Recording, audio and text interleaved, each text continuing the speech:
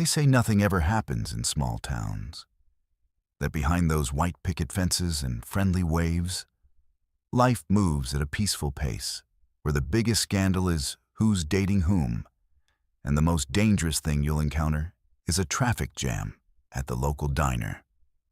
Tonight, we're going to shatter that illusion completely. What you're about to hear are 11 documented cases that will make you question everything you thought you knew about quiet communities across America. So dim the lights, lock your doors, and prepare yourself for 11 true tales that will forever change how you see those peaceful small towns you drive through. Because after tonight, you'll know the terrifying truth. The quieter the town, the louder the screams that echo in its shadows. This is Verified Fears, and viewer discretion is strongly advised. Let's move to our first story. Our journey begins in Millbrook, Vermont, population 847, where maple trees line Main Street, and the biggest excitement usually comes from the annual Harvest Festival. It's the kind of place where people still leave their doors unlocked and wave to strangers passing through. Elena Hartwell had lived there her entire life.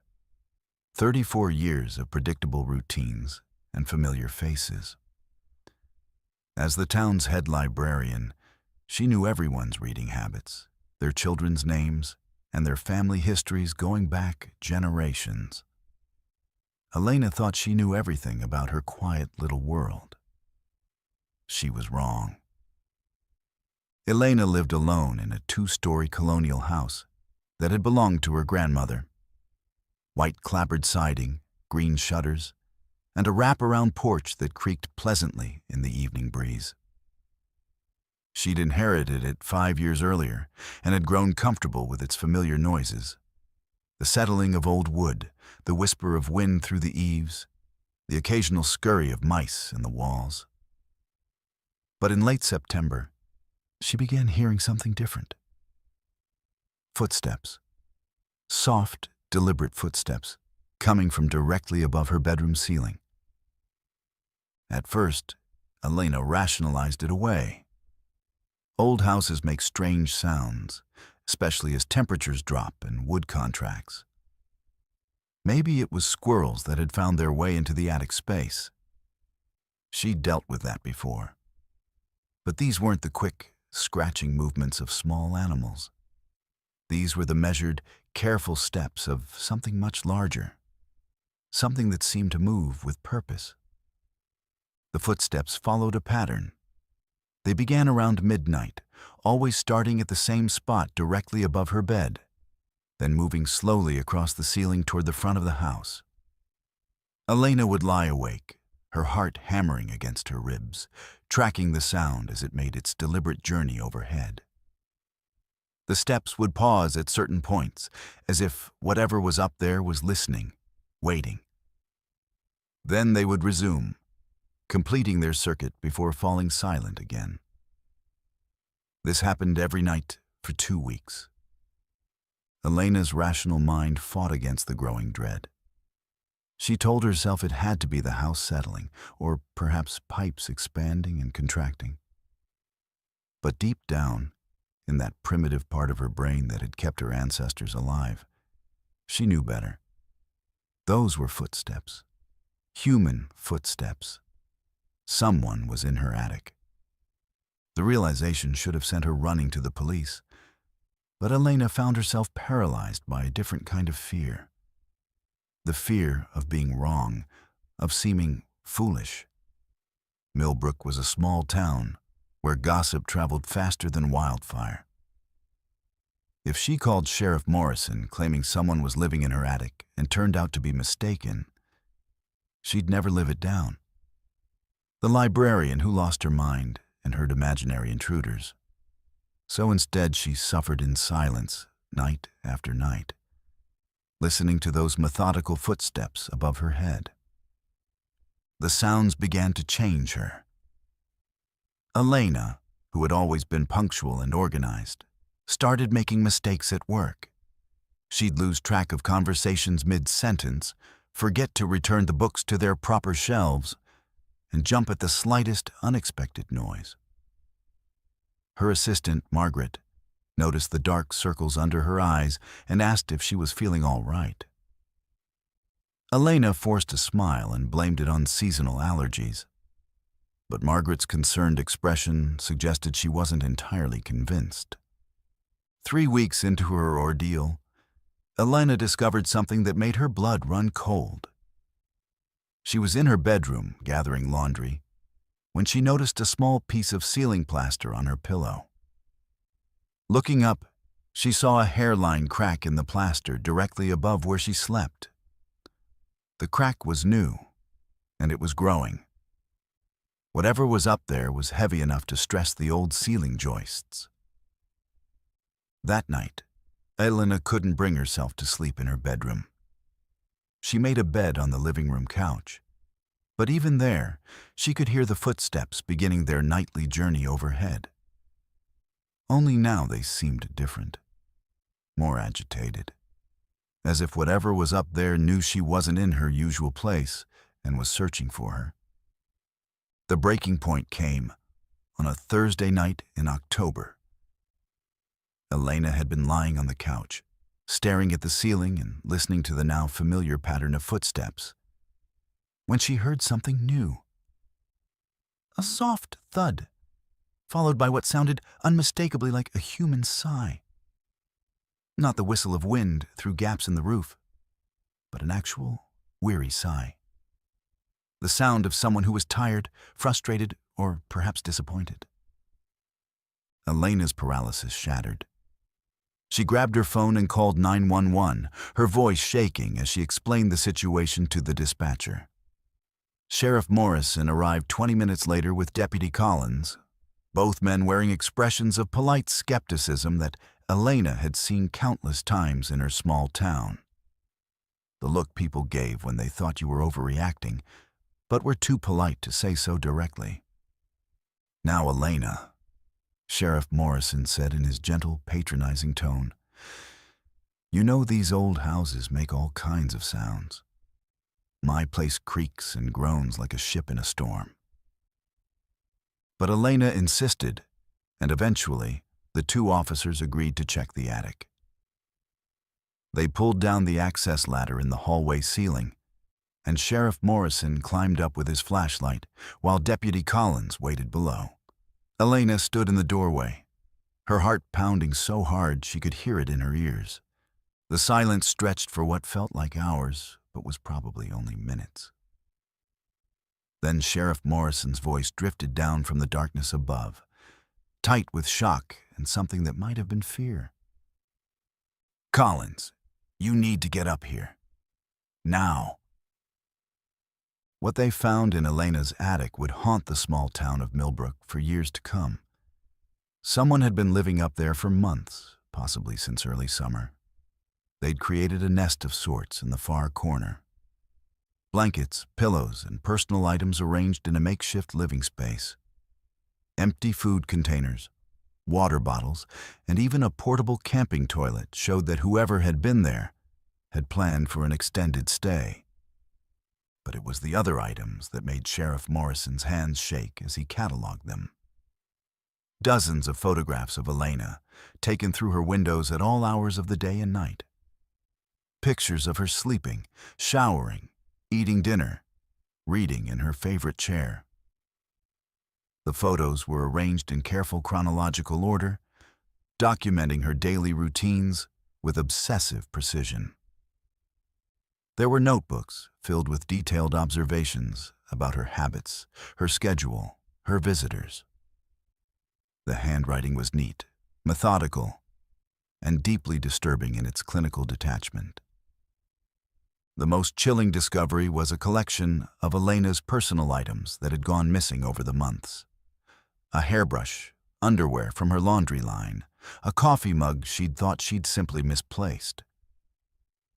These items were arranged almost like a shrine, suggesting a level of obsession that went far beyond simple voyeurism. They never found who had been living in Elena's attic, The investigation revealed that access had been gained through a loose board in the roof that could be moved from the outside, allowing someone to slip in and out undetected. Fingerprints found at the scene didn't match anyone in the system. And despite interviewing everyone in town, no one had seen anything suspicious. Elena moved out of the house the next day and never returned. She left Millbrook entirely, taking a job at a library in Burlington, where she could disappear into anonymity. The house stood empty for 2 years before finally being sold to a family from out of state who had no knowledge of what had happened there. But the story didn't end with Elena's departure. 6 months later, Deputy Collins was called to investigate a similar case on the other side of town. An elderly woman named Mrs. Patterson had been hearing footsteps in her attic. This time, they found evidence that someone had been living there too, along with the same type of obsessive documentation and stolen personal items. The pattern repeated itself 3 more times over the next year. Each time, the victims were women living alone. Each time, the intruder had gained access through the roof and had been watching, documenting, and stealing personal items for months before being discovered. And each time, by the time the police arrived, the perpetrator had vanished without a trace. Sheriff Morrison retired early, claiming the stress of the unsolved cases had taken its toll on his health. Deputy Collins took over, but the investigation went nowhere. The FBI was called in, but even they couldn't find any leads. Whoever was terrorizing the women of Millbrook seemed to know the town better than its own residents, always staying 1 step ahead of law enforcement. Elena never spoke publicly about her experience, but those who knew her before said she was never the same. The confident, outgoing librarian who had known everyone in town became a nervous, paranoid woman who checked locks obsessively and couldn't sleep without medication. She'd learned the terrifying truth that safety is just an illusion, and that even in the smallest, quietest towns, evil can be watching from the shadows, waiting for the perfect moment to reveal itself. The case remains unsolved to this day, and the people of Millbrook still lock their doors at night, still glance nervously at their ceilings when they hear unexplained sounds, and still wonder if somewhere in their quiet little town someone is watching, waiting, and planning their next move. But Elena's nightmare was just beginning compared to what happened 200 miles away in Cedar Falls, Iowa, where an entire family would vanish without a trace, leaving behind only questions that still haunt investigators today. Let's move to our second story. Cedar Falls, Iowa, sits nestled in the heart of America's farmland, where cornfields stretch to the horizon and the biggest news usually involves high school football scores or the annual county fair. Population 2,341, where 3 generations of families have lived side by side, where everyone knows their neighbor's business, and where mysteries simply don't exist. At least, that's what Marcus Chen believed when he took the job as the sole reporter for the Cedar Falls Gazette in the spring of 2019. Fresh out of journalism school, Marcus thought he'd spend his time covering city council meetings and church bake sales. He never imagined he'd stumble into a case that would challenge everything he understood about reality itself. Marcus had been on the job for exactly 6 months when the call came in on a crisp October morning. Mrs. Delilah Brennan, the town's unofficial neighborhood watch coordinator, was on the line, her voice tight with worry. The Kowalski family hadn't been seen for 3 days.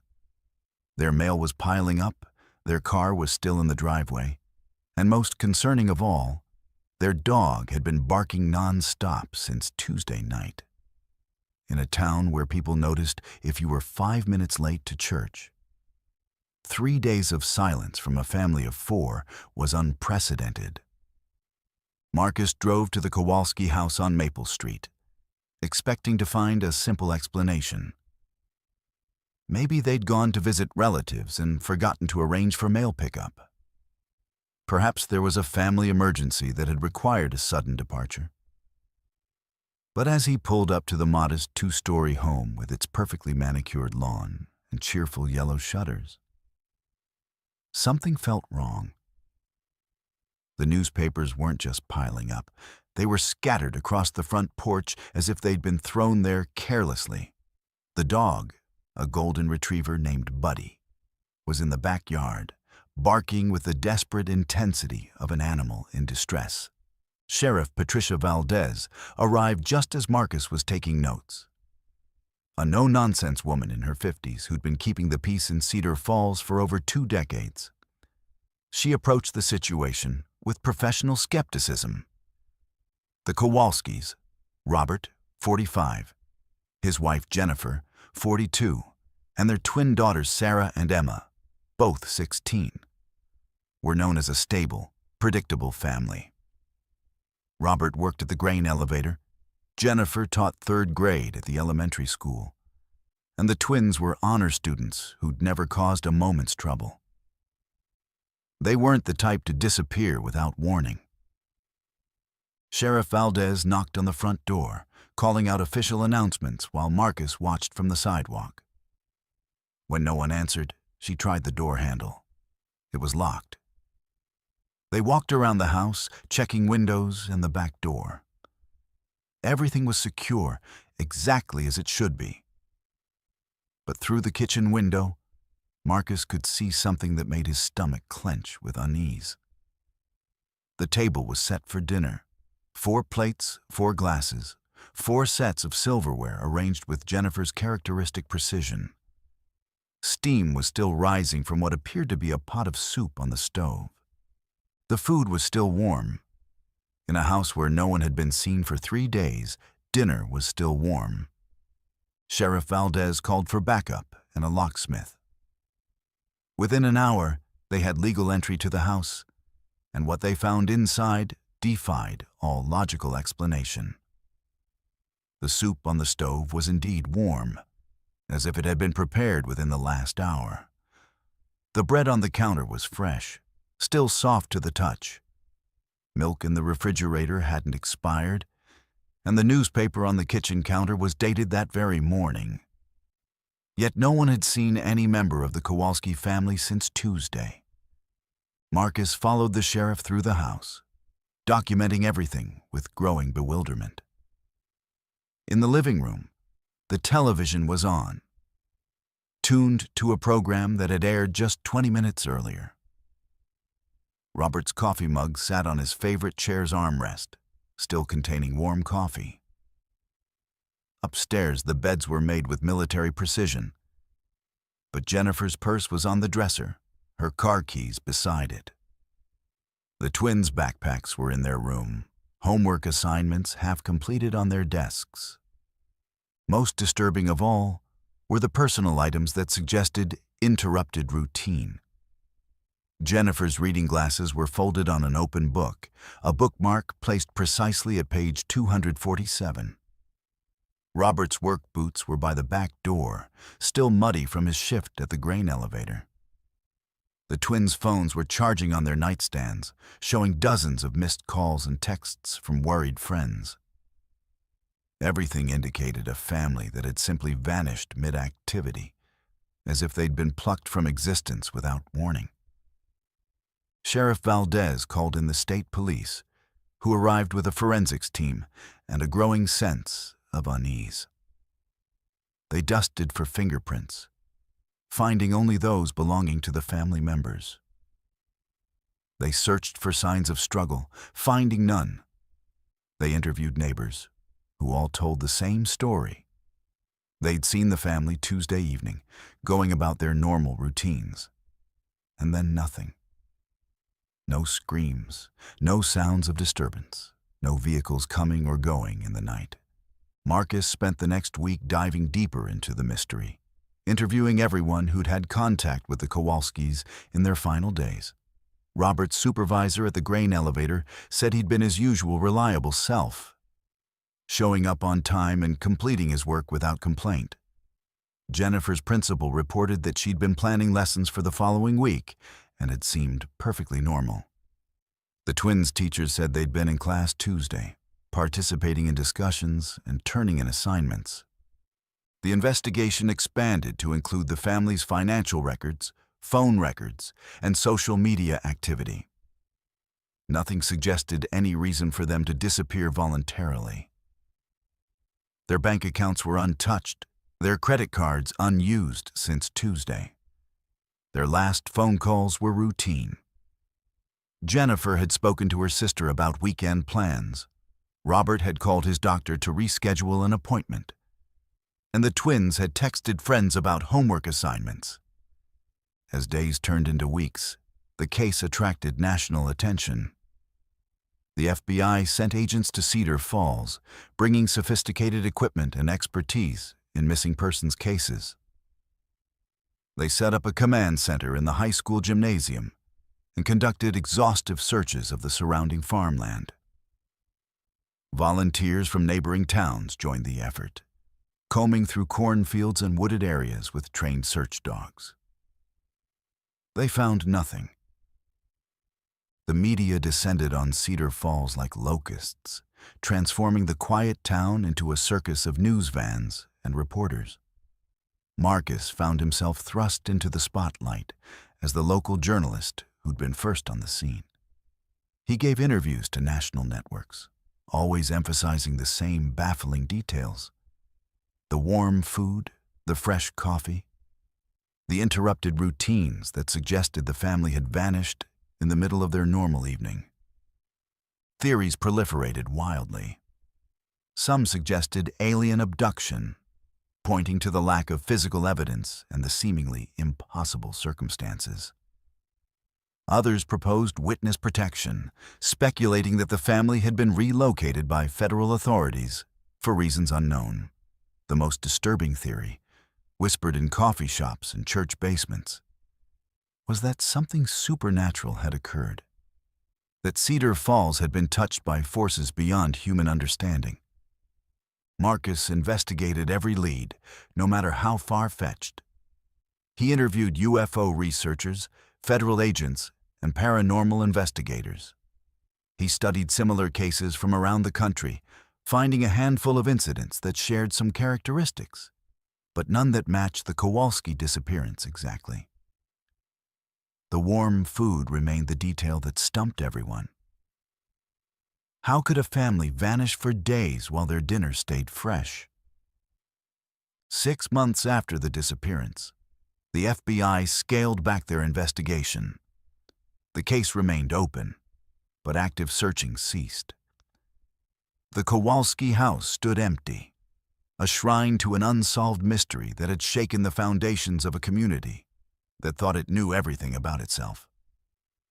Marcus continued his reporting.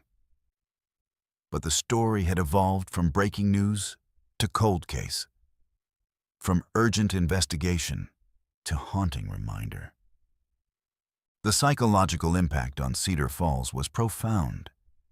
People who'd never locked their doors began installing security systems. Parents who'd allowed their children to walk to school alone started driving them. The comfortable certainty that had defined small-town life evaporated, replaced by the unsettling knowledge that sometimes people simply vanish without explanation. Marcus never stopped investigating. He kept files on every detail, every interview, every theory. He corresponded with other journalists covering similar cases, building a network of people obsessed with the inexplicable. But as years passed, he began to accept that some mysteries might never be solved, that some questions might never have answers. The Kowalski case changed Marcus from an optimistic young reporter into a man haunted by the limits of human understanding. He'd learned that in small towns where everyone knows everyone, the most terrifying truth is that sometimes Knowing everyone means nothing at all. People can vanish from locked houses, leaving behind warm meals and unanswered questions that echo through the years, like whispers in an empty room. The house on Maple Street eventually sold to a family from out of state, but they moved out after 6 months, claiming they felt watched. It's been empty ever since. A monument to the day Cedar Falls learned that safety is an illusion, and that even in the heart of America, reality itself can disappear without warning. While Marcus searched for answers that would never come, 200 miles away in Harmony, Ohio, a 12-year-old girl named Rebecca Thompson was about to experience a night that would haunt her for the rest of her life. Let's move to our third story. Harmony, Ohio, was the kind of place where childhood felt eternal and innocent, where summer nights stretched endlessly, and the biggest worry was whether you'd finished your homework before Monday morning. Population 1,847, nestled between rolling hills and family farms, where generations of children had grown up riding bikes on tree-lined streets and playing hide-and-seek until their mothers called them home for dinner. It was here that 12-year-old Rebecca Thompson learned that some childhood memories are too dark to ever truly forget. Rebecca was an ordinary girl in an ordinary town, the kind of kid who collected stickers, loved horses, and dreamed of becoming a veterinarian when she grew up. She had sandy brown hair that her mother insisted on keeping in neat braids, freckles across her nose that darkened every summer, and the infectious laugh that made her popular among her classmates. In the spring of 1987, she was invited to what should have been the highlight of her 6th grade year, a sleepover at the home of Melissa Crawford, the most popular girl in their class. Melissa lived in one of Harmony's nicest neighborhoods, where the houses were larger and the lawns more manicured than in Rebecca's modest subdivision. The Crawford house was a sprawling ranch-style home with a finished basement that had become the unofficial headquarters for sleepovers among the popular girls. Mrs. Crawford was known as the cool mom, who let the girls stay up late, eat junk food, and watch movies that were probably too mature for their age. For Rebecca, who rarely got invited to such exclusive gatherings, the invitation felt like acceptance into a world she'd always observed from the outside. The sleepover was planned for Saturday night, and Rebecca spent the entire week preparing. She bought new pajamas with her allowance money, practiced doing her hair in the style she'd seen in teen magazines, and carefully selected which stuffed animal to bring without seeming too childish. Her mother, Linda, was thrilled that Rebecca was finally being included by the popular crowd, and drove her to the Crawford house with a smile and instructions to have fun and be good. The evening started perfectly. 6 girls had been invited: Rebecca, Melissa, Katie Walsh, Amanda Foster, Jennifer Mills, and Sarah Hendricks. They painted each other's nails, shared gossip about boys in their class, and ate pizza while watching movies in the basement.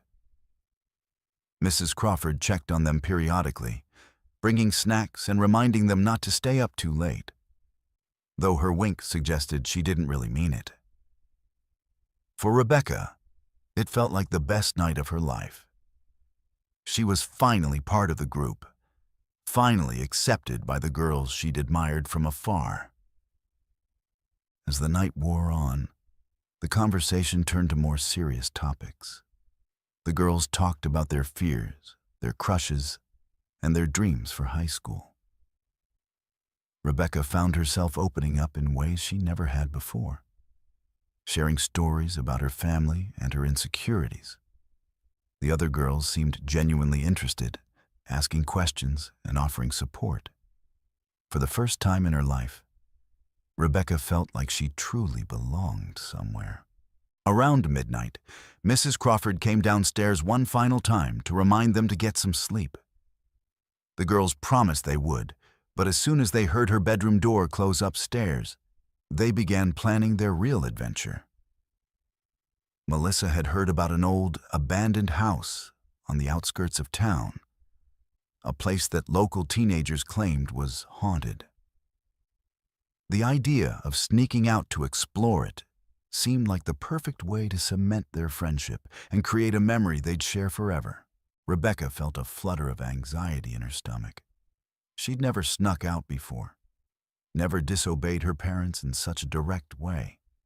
But the other girls were so excited, so confident that it would be fun and harmless. She didn't want to be the one to ruin the adventure, the one who proved she didn't really belong in their group after all. So when they quietly gathered their shoes and jackets, Rebecca followed along, her heart pounding with a mixture of fear and excitement. The abandoned house was a 20-minute walk through quiet residential streets and then along a dirt road that led into farmland. The girls whispered and giggled as they walked, their flashlights creating dancing shadows on the ground. The spring air was cool but not cold, and the moon was bright enough to light their way. Rebecca began to relax, caught up in the adventure and the camaraderie of shared rebellion. The house, when they finally reached it, was more decrepit than any of them had expected. It was a 2-story farmhouse that had clearly been abandoned for years, with broken windows, sagging porch steps, and paint peeling from its weathered siding. Weeds had grown up around the foundation, and the front door hung slightly ajar, creaking softly in the night breeze. The girls stood at the edge of the overgrown yard, suddenly less certain about their plan. It was Melissa who broke the spell of hesitation, declaring that they'd come too far to turn back now. She marched up to the front door with exaggerated bravery, the other girls following reluctantly behind.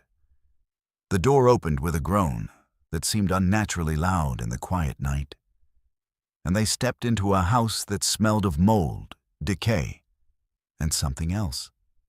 Something sweet and sickly that made Rebecca's stomach turn.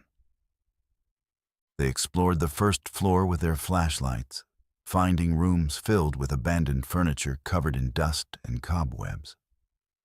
The kitchen still had dishes in the sink, as if the previous occupants had simply walked away in the middle of a meal. Upstairs, they found bedrooms with clothes still hanging in the closets and family photographs on the dressers, their faces obscured by years of dust and neglect. It was in the master bedroom that they found the first sign that they weren't alone. Sarah noticed it first. A sleeping bag spread out on the floor in the corner, with what appeared to be recent food wrappers scattered around it. The sleeping bag was clean, newer than anything else in the house, and it was positioned in a way that provided a clear view of the bedroom door.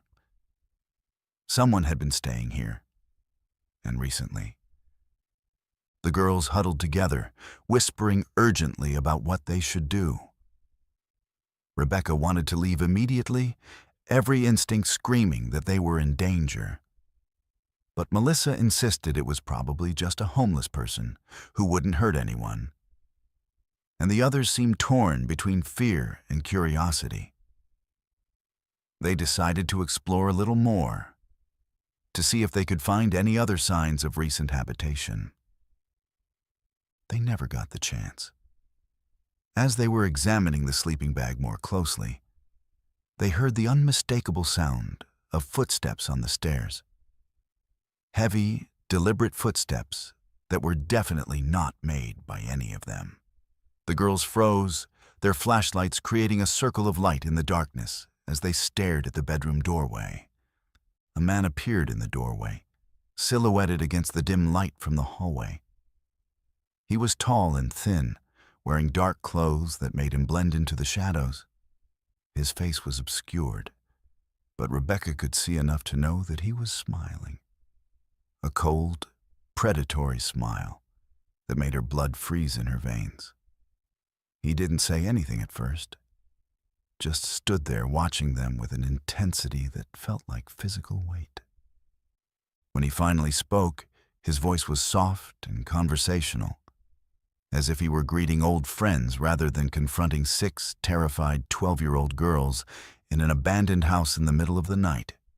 He told them not to be afraid, that he'd been watching them explore his house and was impressed by their bravery. He said he'd been lonely and was happy to have visitors, especially such pretty young visitors. The girls pressed together in the corner, their earlier bravado completely evaporated. Rebecca felt Jennifer's hand grip hers so tightly it hurt, and she could hear Amanda crying softly. The man stepped into the room, moving slowly and deliberately, like a predator who knew his prey had nowhere to run. What happened next would haunt Rebecca for the rest of her life. The man began talking to them in that same soft, friendly voice, asking their names and ages, complimenting their hair and their clothes. He seemed particularly interested in Rebecca, commenting on her freckles and asking if she was the shy one of the group. His attention felt like ice water in her veins, and she found herself unable to speak or move. The man told them he had a game they could play, something fun that would help them relax and not be so scared. He reached into his pocket and pulled out what looked like rope, explaining that the game involved taking turns being tied up while the others tried to escape. He made it sound innocent, playful. But Rebecca could see the predatory gleam in his eyes and knew with absolute certainty that this was no game. It was Katie who broke the spell of terror that had frozen them all. She suddenly screamed at the top of her lungs and bolted for the door, pushing past the man with desperate strength. Her screams seemed to wake the others from their paralysis, and they all ran, pushing and stumbling in their panic to escape the room. The man didn't chase them immediately, and Rebecca would later wonder if he'd been so confident in his control over the situation that their sudden flight caught him off guard. The girls ran through the house, crashing into furniture and walls in their desperation to reach the front door. Rebecca could hear him behind them now, his footsteps heavy and purposeful, no longer the careful stalking movements of before. They burst out of the house and ran into the night, their screams echoing across the empty farmland. Rebecca ran harder than she'd ever run in her life, her lungs burning and her legs shaking with exhaustion and terror. She could hear the others around her, their panicked breathing and sobbing creating a soundtrack of horror that would replay in her nightmares for years to come. They didn't stop running until they reached the main road, where they collapsed in a heap, gasping and crying. It was only then that Rebecca realized something that made her blood run cold all over again. There were only 5 of them. Sarah Hendricks was missing. The girls ran back to the Crawford house, where they woke Mrs. Crawford and called the police. Within minutes, the house was filled with officers, paramedics, and Rebecca's parents, who had been called when the police realized the severity of the situation. The girls were questioned separately, their stories corroborating each other in all the important details. A massive search was launched immediately. Police cars, search dogs, and volunteers combed the area around the abandoned house, but they found no trace of Sarah or the man who had been living there. The sleeping bag was gone, along with any other evidence of recent habitation.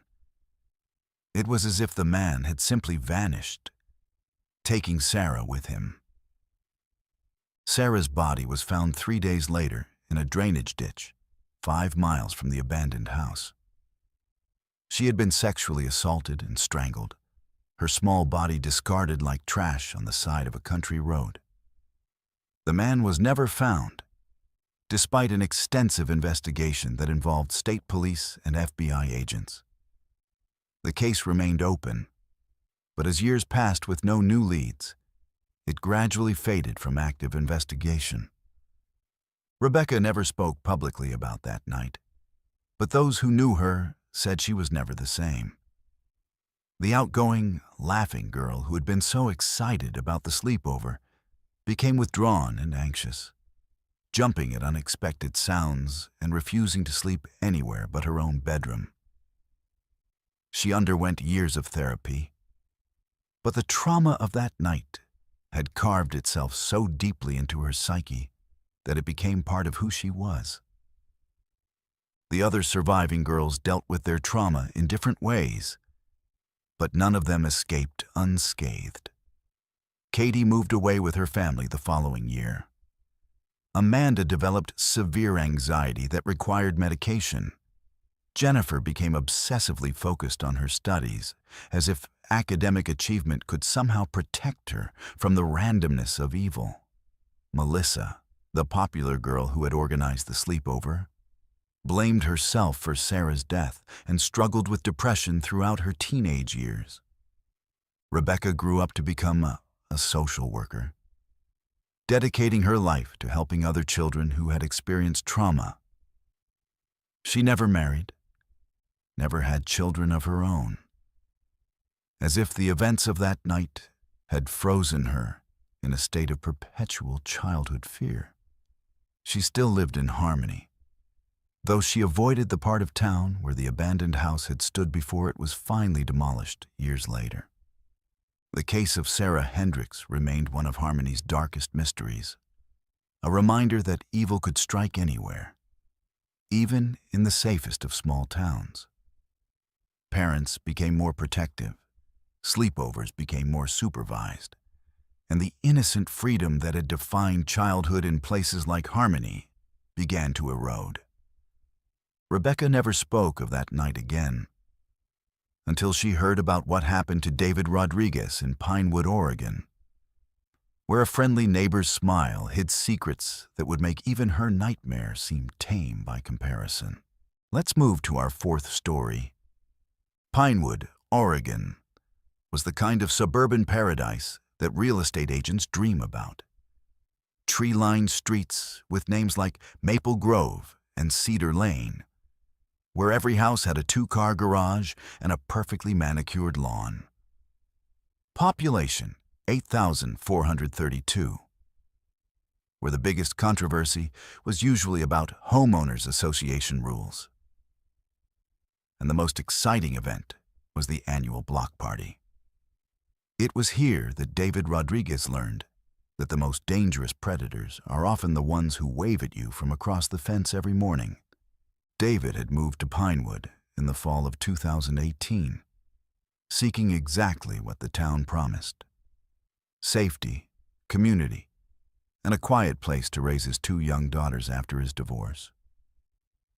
At 41, he was starting over, working as an accountant for a mid-sized firm in Portland while commuting 40 minutes each way to give his girls the suburban childhood he'd never had. The house on Birchwood Avenue was perfect. A modest colonial with a fenced backyard where 8-year-old Sophia and 6-year-old Isabella could play safely while he worked from his home office. The neighborhood welcomed him with the kind of enthusiasm that made David believe he'd made the right choice. Casseroles appeared on his doorstep during the first week, along with invitations to barbecues and offers to help with anything he might need. His next-door neighbor, Walter Kemp, was particularly friendly. A retired postal worker in his 60s who seemed to have endless time for conversation and an encyclopedic knowledge of everyone on the street. Walter was exactly what Central Casting would order for the role of perfect neighbor. He was a soft-spoken man with silver hair and kind eyes behind wire-rimmed glasses, always dressed in cardigans and pressed slacks that gave him the appearance of a favorite grandfather. He tended a beautiful garden that was the envy of the neighborhood, and he was always willing to lend tools or offer advice about home maintenance. When David mentioned struggling with his sprinkler system, Walter spent an entire Saturday helping him fix it, refusing any payment and insisting that neighbors help neighbors. The friendship developed naturally over the months that followed. Walter would often be working in his garden when David returned from work, and they'd chat over the fence about everything from local politics to the best restaurants in town. Walter seemed genuinely interested in David's life, asking about his job, his daughters, and his adjustment to single parenthood. He offered to watch the girls if David ever needed a babysitter, and he always had a friendly wave and a smile when they encountered each other around the neighborhood. David's daughters adored Walter, who they called Mr. Walt. He would give them flowers from his garden and always had peppermints in his pocket for them. When Sophia lost a tooth, Walter told her elaborate stories about the tooth fairy that had her giggling for hours. When Isabella scraped her knee falling off her bike, Walter was there with band-aids and gentle words that dried her tears. He seemed like the grandfather figure the girls had been missing since the divorce. The first sign that something might be wrong came in the spring of 2019, when David noticed Walter paying unusual attention to his mail. It started innocuously enough. Walter would be in his garden when the mail carrier arrived, and he'd make casual conversation about packages or letters David had received. But gradually, David began to notice that Walter seemed to know more about his correspondence than a neighbor should. He'd ask about bills David hadn't mentioned receiving, or comment on packages that had been delivered when Walter supposedly wasn't home. David initially dismissed his growing unease as paranoia, brought on by the stress of single parenthood and his demanding job. Walter was just a friendly neighbor who happened to be observant. But the feeling persisted, growing stronger when David realized that Walter always seemed to know when he was going to be away from home. If David mentioned a business trip or weekend visit to his ex-wife, Walter would casually bring up the topic days later, asking how it had gone and commenting on how quiet the house had been while he was away. The turning point came on a Thursday evening in June, when David returned home from work to find his daughters playing in the backyard while Walter worked in his garden. Nothing seemed unusual at first, but as David watched from his kitchen window, he noticed something that made his blood run cold. Walter wasn't actually gardening.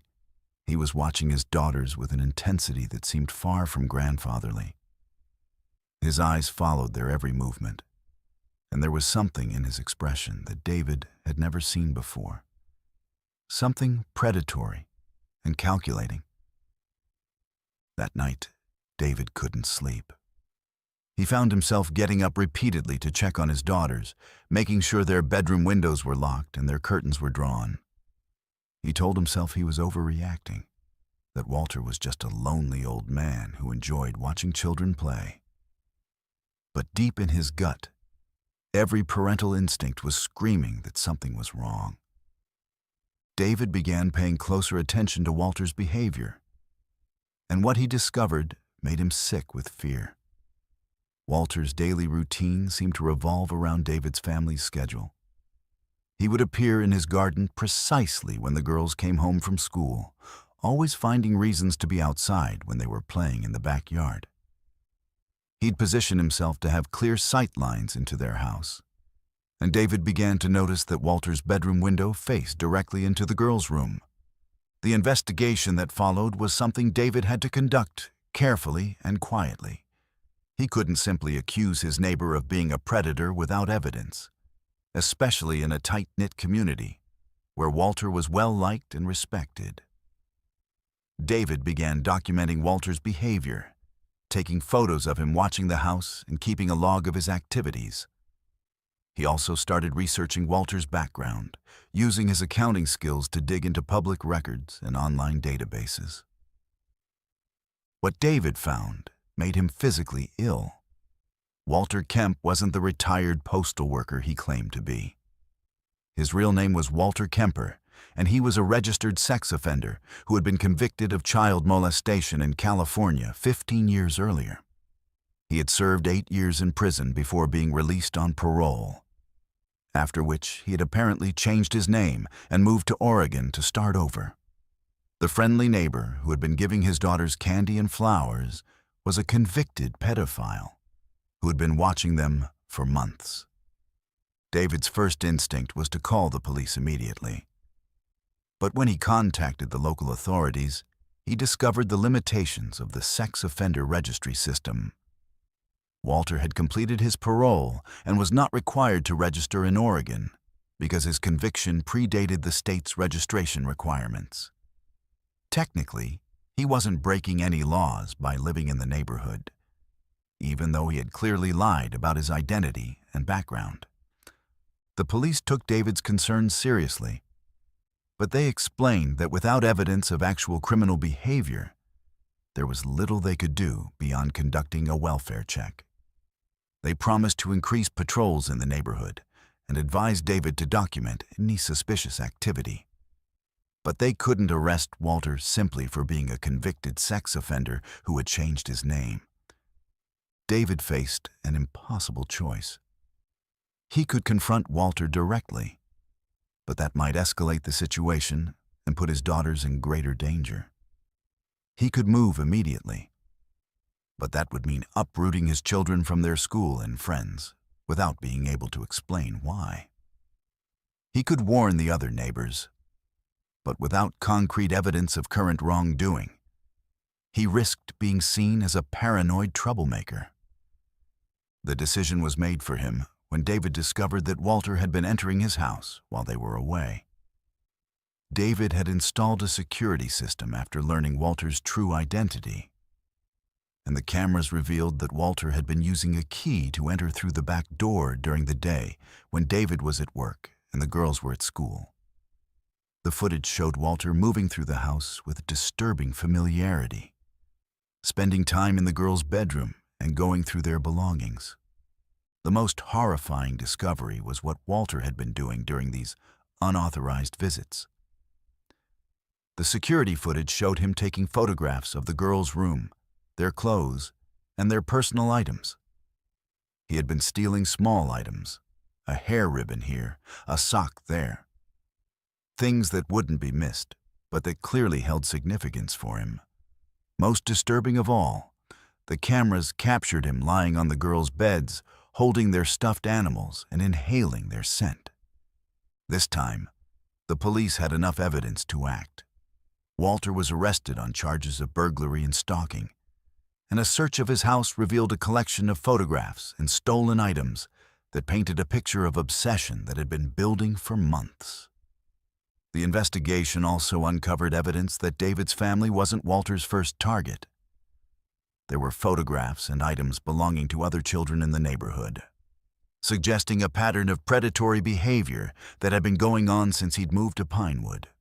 The arrest sent shockwaves through the community. Parents who had trusted Walter with their children, who had allowed him to babysit and give gifts, were forced to confront the possibility that their trust had been misplaced. Several families reported that their children had mentioned Walter asking inappropriate questions or making them feel uncomfortable. Details that had seemed innocent at the time, but now took on sinister significance. David moved his family out of Pinewood within a month of Walter's arrest, unable to bear living in a place where his children had been stalked and violated. The house on Birchwood Avenue sat empty for months before finally selling to a family who had no knowledge of what had happened there. David never spoke publicly about the experience, but those who knew him said it had changed him fundamentally, transforming him from a trusting suburban father into a man who saw potential threats everywhere. Walter Kemper was eventually sentenced to 12 years in prison for his crimes, but the damage to the Pinewood community was irreversible. The neighborhood's sense of safety and trust had been shattered, replaced by suspicion and fear. Parents began conducting background checks on neighbors, and the casual friendliness that had defined the community gave way to careful distance and watchful eyes. David's experience became a cautionary tale about the limitations of the sex offender registry system and the ease with which predators can reinvent themselves in new communities. It was a reminder that evil doesn't always announce itself with obvious warning signs.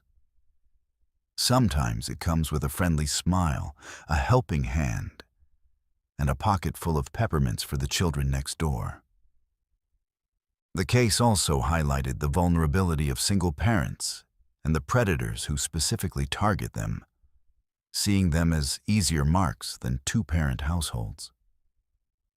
David had thought he was protecting his daughters by moving to a safe suburban neighborhood, but he had unknowingly placed them directly in the path of a predator who had been waiting for exactly the kind of opportunity they represented. David thought he'd seen the worst that humanity had to offer, but nothing prepared him for the story that would emerge from Riverside, Montana, where a trusted authority figure would prove that sometimes the people we're taught to trust with our children are the ones we should fear most. Let's move to our fifth story. Riverside, Montana was the kind of place where high school football games drew the entire town and where everyone knew their neighbors' children by name. Population 3,156. Nestled in a valley surrounded by wheat fields and cattle ranches, where the biggest building was the high school, and the most trusted figures were teachers, coaches, and school administrators. It was here that 16-year-old Ashley Morgan learned that the adults we're taught to trust with our deepest secrets can sometimes be the most dangerous predators of all. Ashley was a junior at Riverside High, a quiet girl with auburn hair and green eyes who preferred books to parties and spent her free time volunteering at the local animal shelter. She was the kind of student teachers loved, respectful, hardworking, and never causing trouble. Her grades were solid, if not spectacular, and she had dreams of studying veterinary medicine at Montana State University after graduation. She lived with her single mother, Carol, who worked double shifts at the local diner to make ends meet, leaving Ashley to navigate the complexities of teenage life largely on her own. The guidance counselor at Riverside High was Mr. Timothy Brennan, a man in his early 40s who had been with the school district for over a decade. He was well respected in the community, known for his dedication to helping students navigate college applications and personal problems. Mr. Brennan had a warm smile and an easy manner that made students feel comfortable opening up to him about their struggles.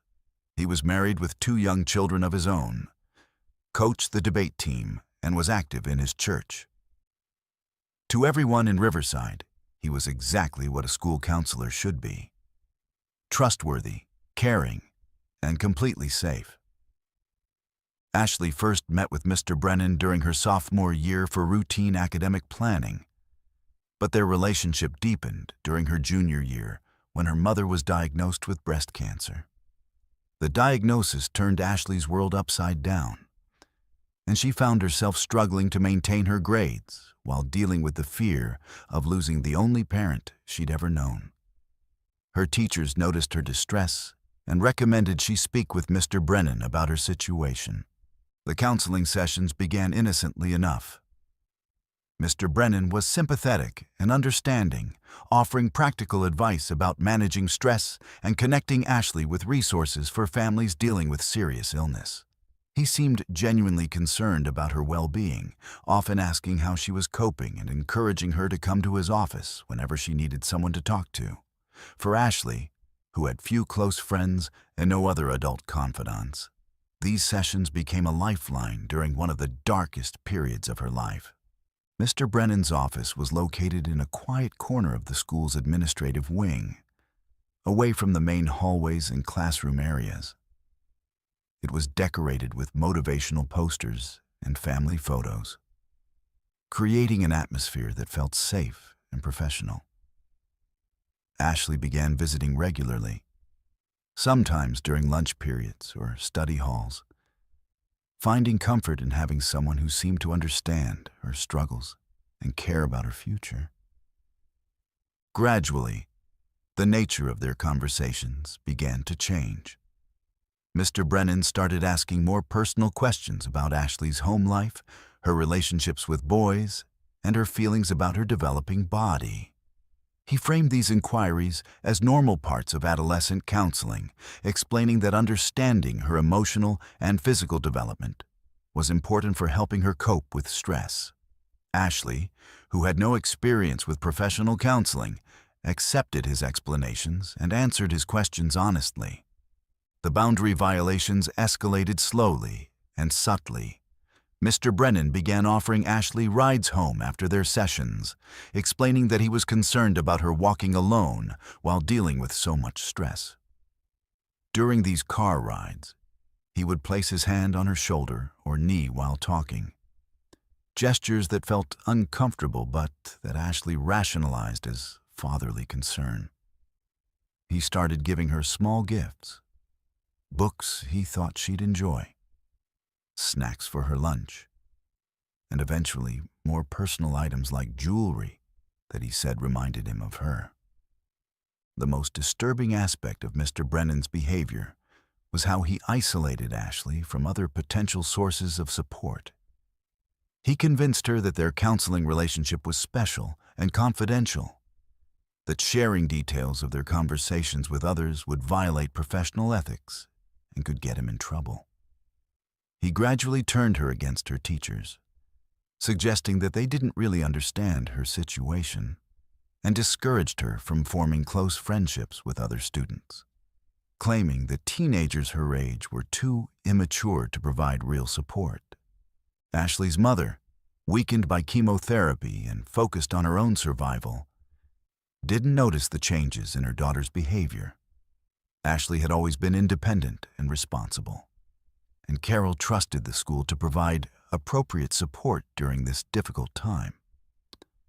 When Ashley mentioned her regular meetings with Mr. Brennan, Carol was grateful that her daughter had found a caring adult to help her through the crisis. The situation escalated dramatically during the spring of Ashley's junior year. Mr. Brennan began scheduling their sessions for after-school hours when the building was largely empty. He explained that this would give them more privacy and uninterrupted time to work through her issues. During one of these late sessions, he locked his office door and told Ashley that he wanted to try a new form of therapy that involved physical relaxation techniques. What followed was a pattern of sexual abuse that continued for months. Mr. Brennan used his position of authority and Ashley's emotional vulnerability to manipulate her into compliance, convincing her that their physical relationship was a normal part of the healing process. He told her that she was mature for her age and that their connection was special, something that other people wouldn't understand. He made her feel responsible for maintaining their secret, warning her that revealing their relationship would destroy his family and career while also getting her in trouble for participating. The psychological manipulation was as damaging as the physical abuse. Mr. Brennan convinced Ashley that she was complicit in their relationship, that she had somehow initiated or encouraged his behavior. He alternated between treating her as a mature woman capable of making adult decisions and reminding her that she was just a confused teenager who needed his guidance. This emotional whiplash left Ashley feeling confused, guilty, and completely dependent on his approval. The abuse continued throughout the remainder of Ashley's junior year and into the summer. Mr. Brennan found ways to maintain contact even when school wasn't in session, offering to help her with college preparation and summer reading assignments. He would pick her up from her job at the animal shelter, take her to his office in the empty school building, and continue the pattern of abuse that had become normalized in Ashley's mind. The turning point came in August, just before Ashley's senior year began. Mr. Brennan had been escalating his demands, pressuring Ashley to meet him at locations outside of school, and becoming increasingly possessive of her time and attention. During one particularly disturbing encounter, he told Ashley that he was considering leaving his wife and that they could have a real relationship once she graduated. The prospect of their secret relationship becoming public terrified Ashley more than the abuse itself. And she finally began to understand that what was happening to her was wrong. Ashley's awakening to the reality of her situation was gradual and painful. She began researching sexual abuse online, reading stories from other survivors, and learning about the tactics predators use to manipulate their victims. She recognized her own experience in these accounts and slowly began to understand that Mr. Brennan had been grooming and abusing her for over a year. The realization filled her with shame, anger, and a desperate need to escape the situation. The decision to report the abuse was the most difficult thing Ashley had ever done. She was terrified that no one would believe her, that Mr. Brennan's reputation in the community would protect him, while she would be branded as a troubled teenager making false accusations. She was also afraid of the impact on her mother, who was still recovering from cancer treatment and didn't need additional stress. But the fear of continuing the abuse outweighed her other concerns, and Ashley finally found the courage to speak to a teacher she trusted. The investigation that followed was thorough and devastating. School administrators immediately suspended Mr. Brennan and contacted law enforcement, who launched a criminal investigation into Ashley's allegations. The process was traumatic for Ashley, who had to recount the details of her abuse multiple times to different investigators, each retelling forcing her to relive the trauma she was trying to escape. The investigation revealed that Ashley wasn't Mr. Brennan's only victim. 2 other former students came forward with similar stories of abuse, describing a pattern of behavior that had been going on for years. The evidence painted a picture of a predator who had used his position of trust and authority to systematically abuse vulnerable students, always choosing girls who were dealing with family problems or other personal crises that made them particularly susceptible to manipulation. Mr. Brennan was arrested and charged with multiple counts of sexual abuse of a minor and abuse of a position of trust. The case sent shockwaves through Riverside, where many residents struggled to reconcile the image of the caring counselor they thought they knew with the predator he had revealed himself to be. Some community members initially supported Mr. Brennan, finding it difficult to believe that such a respected figure could be capable of such crimes. The trial was a media circus that turned Ashley's private trauma into public spectacle. Defense attorneys attempted to portray her as a troubled teenager who had initiated the relationship and then fabricated abuse allegations when it ended. They pointed to her family's financial struggles and her mother's illness as evidence that she was seeking attention or financial compensation. The cross-examination was brutal, with Ashley forced to defend not only her account of the abuse, but also her character and motivations. Despite the defense's efforts, the evidence against Mr. Brennan was overwhelming. The testimony of multiple victims, combined with physical evidence and documentation of his inappropriate behavior, led to his conviction on all charges. He was sentenced to 15 years in prison, but the damage to his victims and the community was irreversible. Ashley's senior year was marked by the ongoing legal proceedings and the social fallout from her decision to report the abuse. Some classmates and community members supported her courage in coming forward, but others blamed her for destroying a respected man's life and career. The stress of the trial, combined with the trauma of the abuse itself, affected her academic performance and her plans for college. The case highlighted the vulnerability of students to abuse by authority figures and the inadequate safeguards in place to protect them.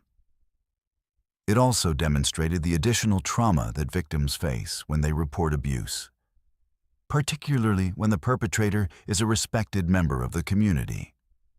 Ashley's experience became a catalyst for changes in school policies regarding counselor-student interactions and mandatory reporting procedures. Ashley eventually graduated from high school and went on to study social work rather than veterinary medicine, dedicating her life to helping other survivors of abuse. She never fully recovered from the trauma of her experience with Mr. Brennan, but she found purpose in using her story to educate others about the warning signs of predatory behavior and the importance of believing survivors when they find the courage to speak out. The Riverside community was forever changed by the revelation that one of their most trusted figures had been preying on the children he was supposed to protect. Parents became more vigilant about their children's interactions with authority figures, and the school district implemented new policies designed to prevent similar abuse. But the scars left by Mr. Brennan's crimes would take generations to heal, serving as a permanent reminder that evil can hide behind the most respectable facades. Ashley's ordeal lasted months, but in Blackwater, West Virginia, terror struck in a single night when a mysterious hotel guest brought something far more disturbing than anyone could have imagined. Let's move to our sixth story.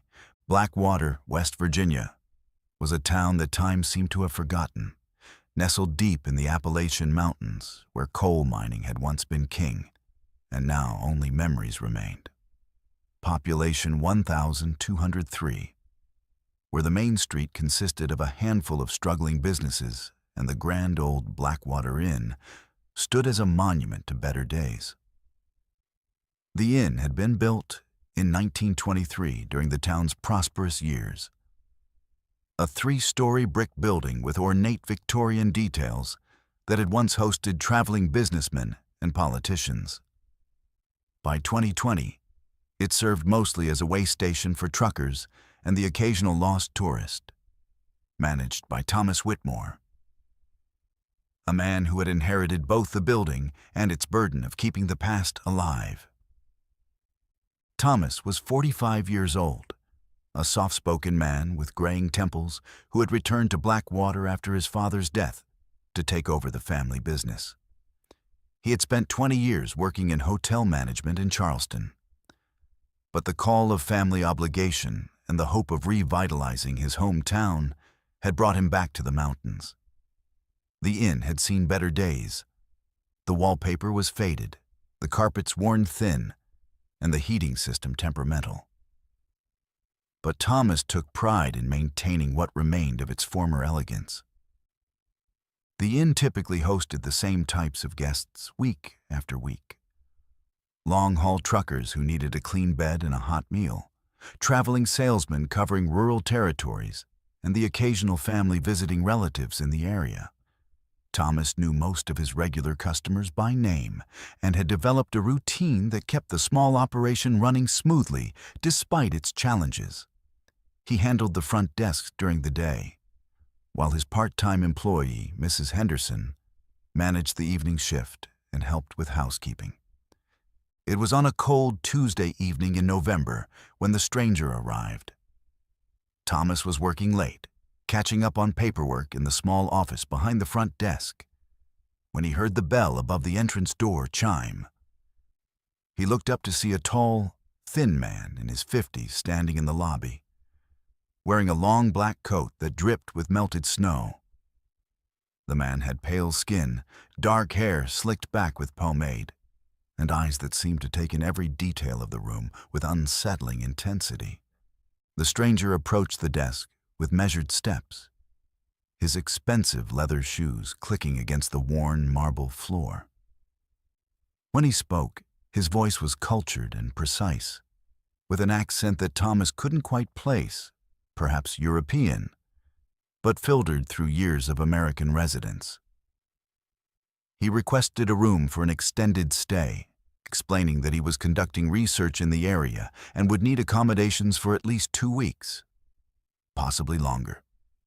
Thomas was pleased to have a long-term guest, especially during the slow winter months when business was particularly sparse. The stranger, who registered under the name Doctor, Heinrich Volker paid for 2 weeks in advance with crisp $100 bills, tipping generously and expressing appreciation for the inn's authentic character. He requested a room on the 3rd floor, preferably one facing away from the street, explaining that he needed quiet for his work and was sensitive to noise. Dr. Volker was assigned to room 312, a corner suite that had once been the inn's finest accommodation. The room featured high ceilings, tall windows, and period furniture that Thomas's grandmother had selected decades earlier. It also had the advantage of being somewhat isolated from the other occupied rooms, which Thomas thought would provide the quiet the guest had requested. Over the following days, Dr. Volker proved to be an unusual but seemingly harmless guest. He kept regular hours, leaving the inn each morning around 9 and returning in the late afternoon with various packages and supplies. He was polite but distant with Thomas and the staff, always courteous but never engaging in the small talk that characterized most guest interactions. He took his meals in his room, ordering simple fare from the inn's limited room service menu, and never used the common areas or lounges. What struck Thomas as odd was the nature of the packages Dr. Volker received. They arrived daily via various shipping services, some small and light, others large and heavy enough to require assistance getting them to his room. When Thomas offered to help, Dr. Volker politely declined, insisting he could manage on his own. The packages bore return addresses from medical supply companies, antique dealers, and specialty manufacturers that Thomas didn't recognize. The sounds from room 312 began to concern Thomas after the first week. During the day, when Dr. Volker was supposedly out conducting research, Thomas could hear what sounded like construction or assembly work coming from the room. There were rhythmic hammering sounds, the whir of power tools, and the occasional scraping of heavy objects being moved across the floor. When Thomas mentioned the noise to Dr. Volker, the man explained that he was setting up specialized equipment for his research and apologized for any disturbance. Mrs. Henderson, who cleaned the rooms during the day, reported that Dr. Volker had specifically requested that housekeeping not enter his room. He had hung a "Do Not Disturb" sign that remained in place constantly, and he had politely but firmly declined all offers of cleaning service. This wasn't entirely unusual. Some guests preferred privacy, but combined with the mysterious packages and strange sounds, it began to create an atmosphere of unease. The situation escalated on a Thursday night during Dr. Volker's second week at the inn. Thomas was working late again, reviewing the monthly accounts, when he heard what sounded like a loud crash from the 3rd floor. The sound was followed by a series of thuds and what might have been shouting, though the words were indistinct. Thomas waited for several minutes, listening for additional sounds, or for Dr. Volker to call the front desk for assistance. But the building fell silent again. Concerned about potential damage to the room or injury to his guest, Thomas climbed the stairs to the 3rd floor and knocked on the door of room 312. There was no response, though he could see light under the door and could hear what sounded like classical music playing softly inside. He knocked again, more loudly this time, and called out to ask if everything was all right. After several minutes, Dr. Volker's voice came through the door, assuring Thomas that everything was fine and that he had simply dropped some equipment. Thomas returned to his office, but the incident left him feeling unsettled. The crash had been loud enough to wake other guests, and the explanation of dropped equipment didn't seem adequate to account for the sound. He made a note to check the room carefully when Dr. Volker eventually checked out, concerned about potential damage that might not be immediately visible. The discovery came 3 days later, on a Sunday morning when Dr. Volker failed to appear for his usual departure time. Thomas had noticed that the guest's car was still in the parking lot well past noon, and there had been no sounds from room 312 since the previous evening. Concerned that Dr. Volker might be ill or injured, Thomas used his master key to enter the room for a welfare check. What Thomas found in room 312 would haunt him for the rest of his life. Dr. Volker had used the packages he'd been receiving to construct an elaborate and functional guillotine in the center of the room. The device was built with meticulous attention to historical detail, featuring a heavy wooden frame, a precisely weighted blade, and a mechanism that appeared to be in perfect working order. The antique furniture had been moved aside to make room for the construction, and the walls were covered with historical documents and diagrams related to the French Revolution and methods of execution. Dr. Volker himself was found beneath the blade of his creation, decapitated by the device he had spent 2 weeks assembling. The scene was arranged with disturbing precision. His body was positioned exactly as it would have been during a historical execution, and there were no signs of struggle or accident. A detailed journal found on the room's desk revealed that Dr. Volker had been planning his suicide for months, researching historical execution methods and seeking what he described as an authentic and honorable death. The journal entries painted a picture of a man consumed by guilt over unspecified past actions and convinced that only death by guillotine could provide the atonement he sought. He had chosen the Blackwater Inn specifically because of its isolation and the likelihood that his activities would go unnoticed until after his death. The entries also revealed that Dr. Volker wasn't his real name. He was actually Dr.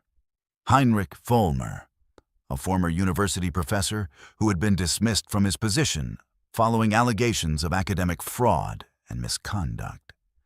The investigation that followed brought unwanted attention to the small town of Blackwater and the struggling inn.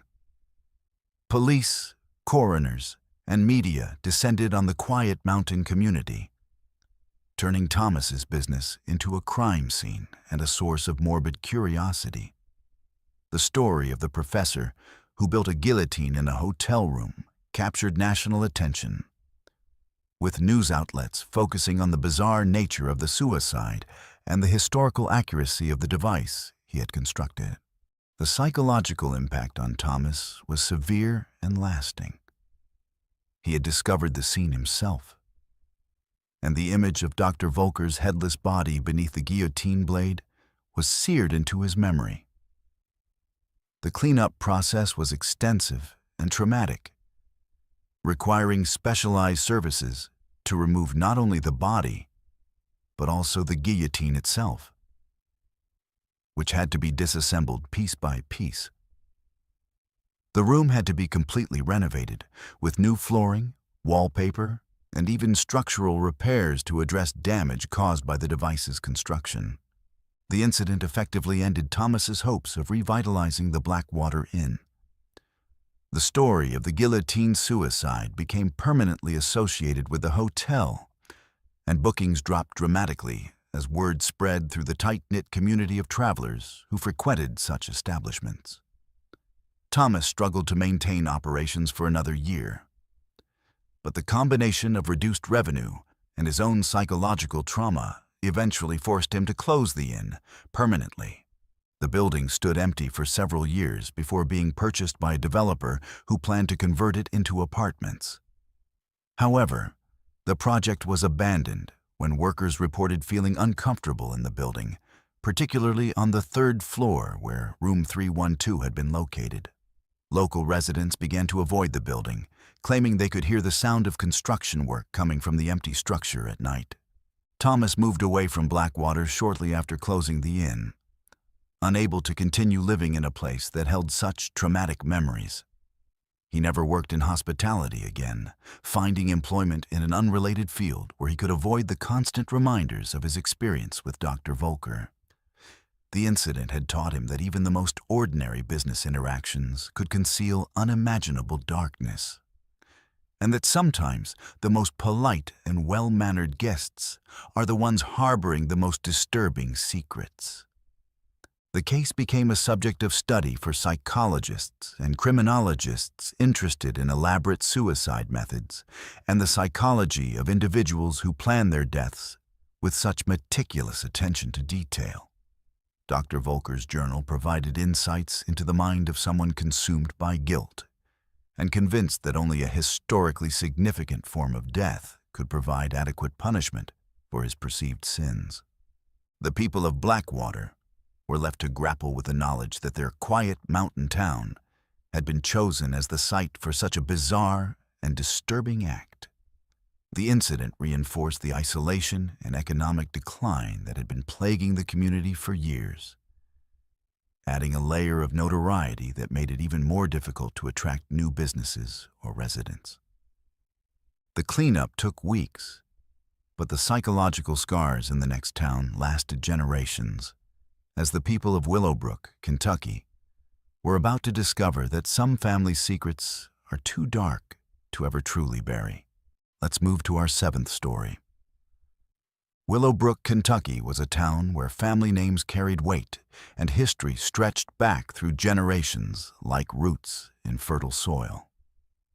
Population 2,847, where the same surnames appeared on mailboxes throughout the valley, and where everyone knew which family had settled which farm first. The rolling hills were dotted with century-old homesteads, and the local cemetery told the story of bloodlines that had intertwined for over 200 years. It was here that 29-year-old Sarah Mitchell learned that some family legacies are too horrific to inherit. Sarah had always been fascinated by genealogy, spending her weekends tracing family trees and her evenings poring over historical records in the basement of the Willowbrook Public Library. As a freelance researcher who specialized in family histories for clients across the country, she had developed a reputation for uncovering connections that others missed and for bringing forgotten ancestors back to life through meticulous documentation. Her own family history had always been a source of pride. The Mitchells had been among the first settlers in the valley, establishing a farm that had remained in the family for 6 generations. Sarah's interest in her own lineage intensified after her grandmother's death in the spring of 2021. While cleaning out the old farmhouse where her grandmother had lived alone for the past decade, Sarah discovered a collection of documents and photographs that had been stored in a trunk in the attic. The papers included land deeds, marriage certificates, and correspondence dating back to the 1800s, providing a treasure trove of information about her ancestors that she had never seen before. Among the documents was a leather-bound journal that had belonged to her great-great-grandfather, Ezekiel Mitchell, who had owned the family farm during the late 1800s. The journal's early entries were routine accounts of farm life, weather observations, crop yields, and records of livestock purchases and sales. But as Sarah read deeper into the journal, she began to find entries that made her increasingly uncomfortable. Ezekiel had apparently employed a series of farm hands over the years, men who had worked the land in exchange for room and board. The journal entries about these workers started normally enough, with notes about their work performance and character. But gradually, the tone of the entries changed, becoming more critical and eventually openly hostile. Ezekiel wrote about the workers with growing contempt, describing them as lazy, dishonest, and unworthy of his generosity. The entries became increasingly disturbing as Sarah continued reading. Ezekiel began documenting what he called disciplinary measures he had taken against workers who had displeased him. These punishments started as wage deductions and extra work assignments, but they escalated to physical violence and psychological torment. The journal described beatings, forced labor in dangerous conditions, and deliberate withholding of food and medical care. Sarah initially tried to rationalize what she was reading, telling herself that the harsh treatment of workers was unfortunately common in that era, and that her ancestor was simply a product of his time. But as she continued through the journal, she found entries that went far beyond the typical exploitation of laborers. Ezekiel had begun to view his farmhands as less than human, referring to them as specimens and subjects in his increasingly erratic handwriting. The most horrifying discovery came in the journal's final entries, written during the winter of 1887. Ezekiel had apparently become convinced that his farmhands were plotting against him, and he had decided to take preemptive action. The entries described a systematic campaign of murder that had taken place over several months, with Ezekiel killing his workers one by one and disposing of their bodies in various locations around the farm. The journal entries were detailed and methodical, describing not only the murders themselves, but also Ezekiel's thoughts and feelings about each killing. He wrote about the satisfaction he felt in cleansing his property of what he saw as inferior beings, and he expressed pride in his ability to make the deaths appear accidental, or to make the victims simply disappear without trace. The final entry, dated February 14, 1888, mentioned that he had completed the purification and that the farm was now clean and worthy. Sarah's hands shook as she read these final entries, her mind struggling to process the implications of what she had discovered. Her great-great-grandfather hadn't just been a harsh employer. He had been a serial killer who had murdered an unknown number of men who had worked his land. The family farm that had been a source of pride for generations had been built on a foundation of systematic murder and violence. The discovery sent Sarah into a spiral of research and investigation that consumed her life for the following months. She began searching through historical records, looking for any evidence that might corroborate or contradict what she had found in the journal. She studied newspaper archives from the 1880s, looking for reports of missing persons or unexplained deaths in the area.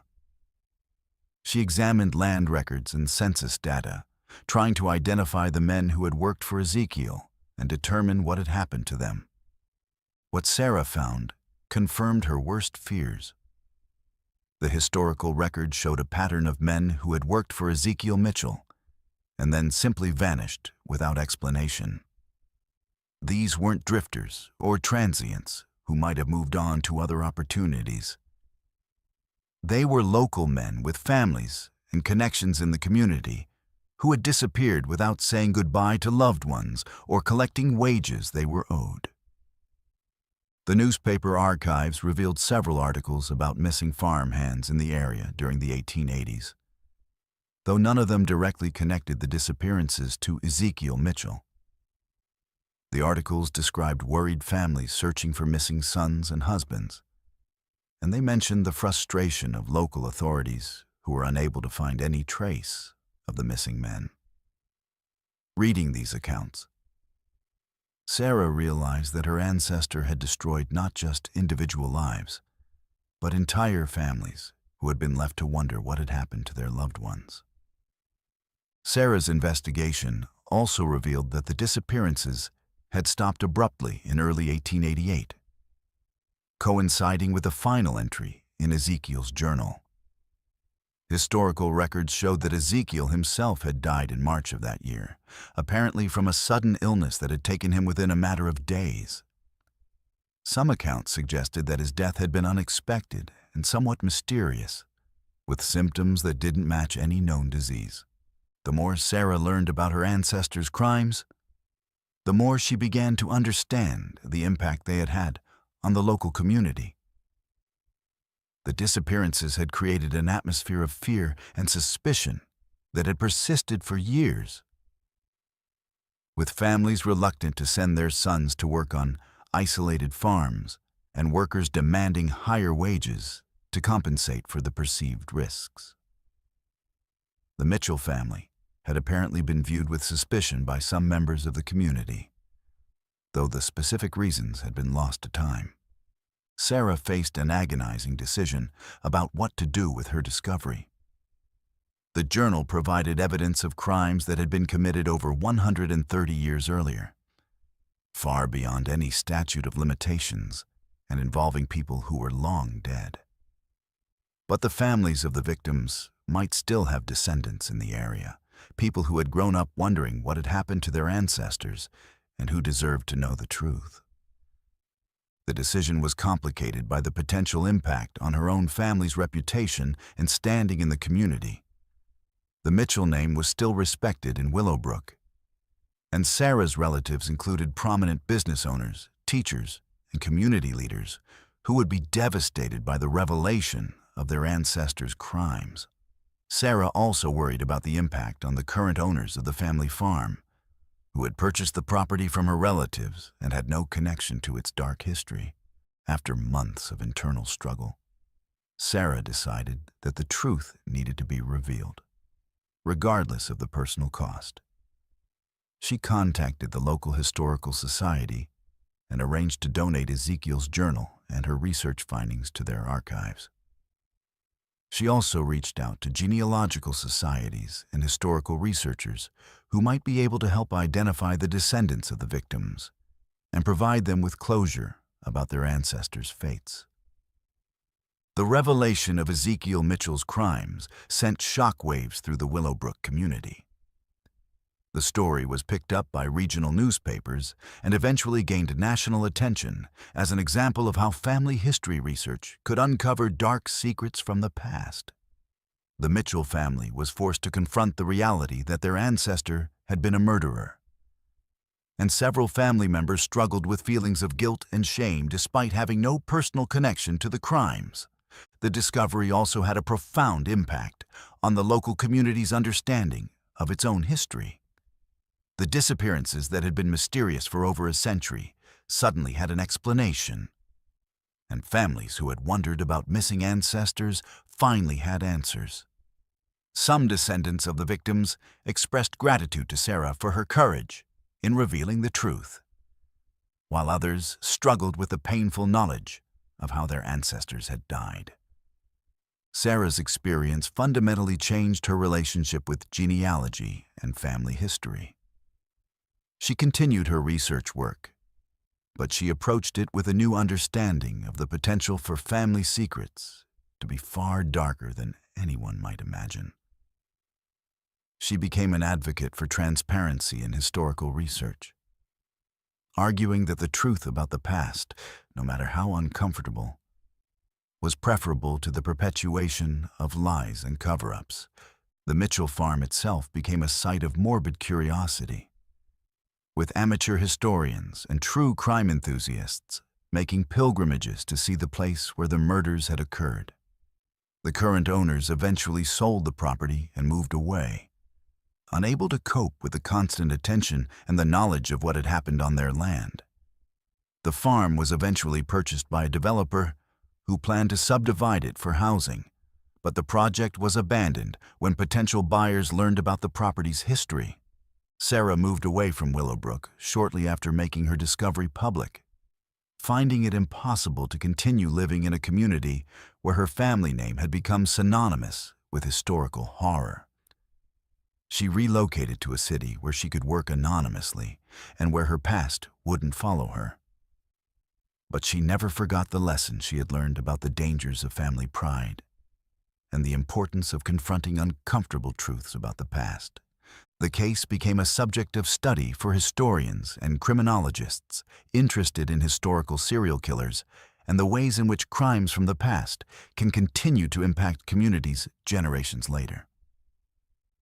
Ezekiel Mitchell's journal was preserved as a historical document, serving as evidence of the capacity for evil that can exist in even the most ordinary-seeming individuals, and the importance of remembering victims whose stories might otherwise be lost to time. Sarah's bloodline carried darkness, but in Oakville, Texas, evil wore a badge and justice became just another word for the powerful protecting their own. Let's move to our 8th story. Oakville, Texas, was a town where the Friday night lights of high school football illuminated more than just the field. They cast long shadows over a community where power and corruption had become as traditional as homecoming parades. Population 4,521, where oil money had built mansions on one side of town while trailer parks housed those who served the wealthy, and where the sheriff's badge carried more weight than justice itself. It was here that 17-year-old Maria Santos learned that sometimes the people sworn to protect and serve are the very ones you need protection from. Maria lived in the east side of Oakville with her parents and younger brother in a modest house that her father, Miguel, had purchased with savings from 20 years of working at the local refinery. The Santos family had moved to Texas from El Paso when Maria was 10, seeking better opportunities and a safer environment for their children. Miguel worked double shifts to afford a house in what he believed was a good neighborhood, while Maria's mother, Carmen, cleaned houses for the wealthy families on the west side of town. Maria was a senior at Oakville High School, an honors student who had earned a partial scholarship to study nursing at the University of Texas. She was known for her quiet determination and her fierce loyalty to her family, working part-time at a local diner to help with household expenses while maintaining a 3.8 GPA.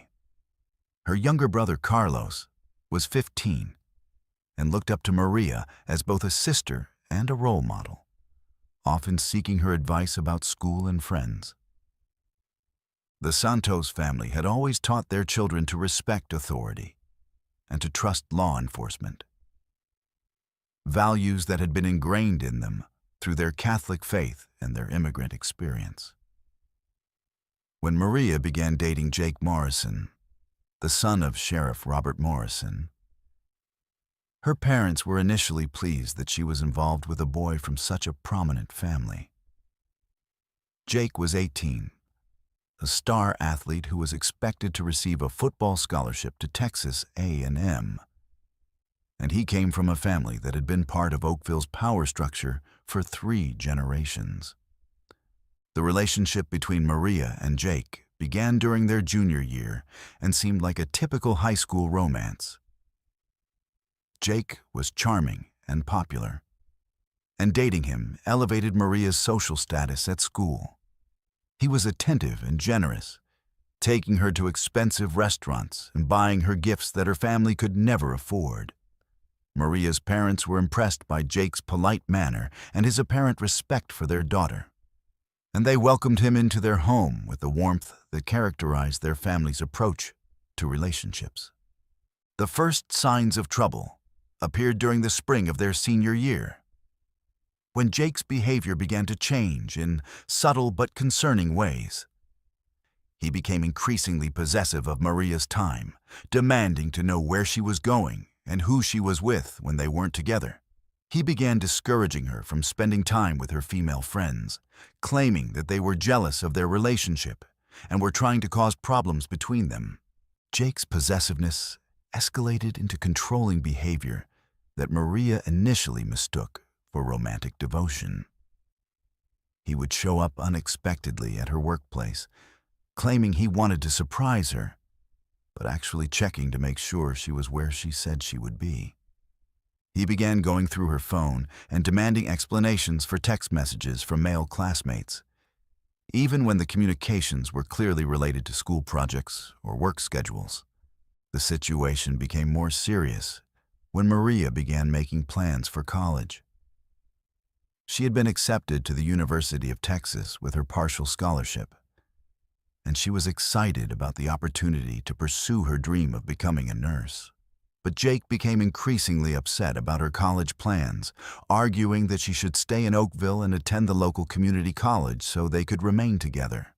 He began pressuring her to give up her scholarship and her dreams, claiming that their relationship was more important than her education. Maria's parents noticed the change in their daughter's demeanor and tried to discuss their concerns with her.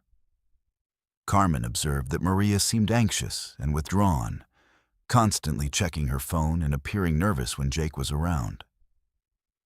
Miguel noticed that Jake had become more demanding and less respectful during his visits to their home, treating Maria more like property than a girlfriend.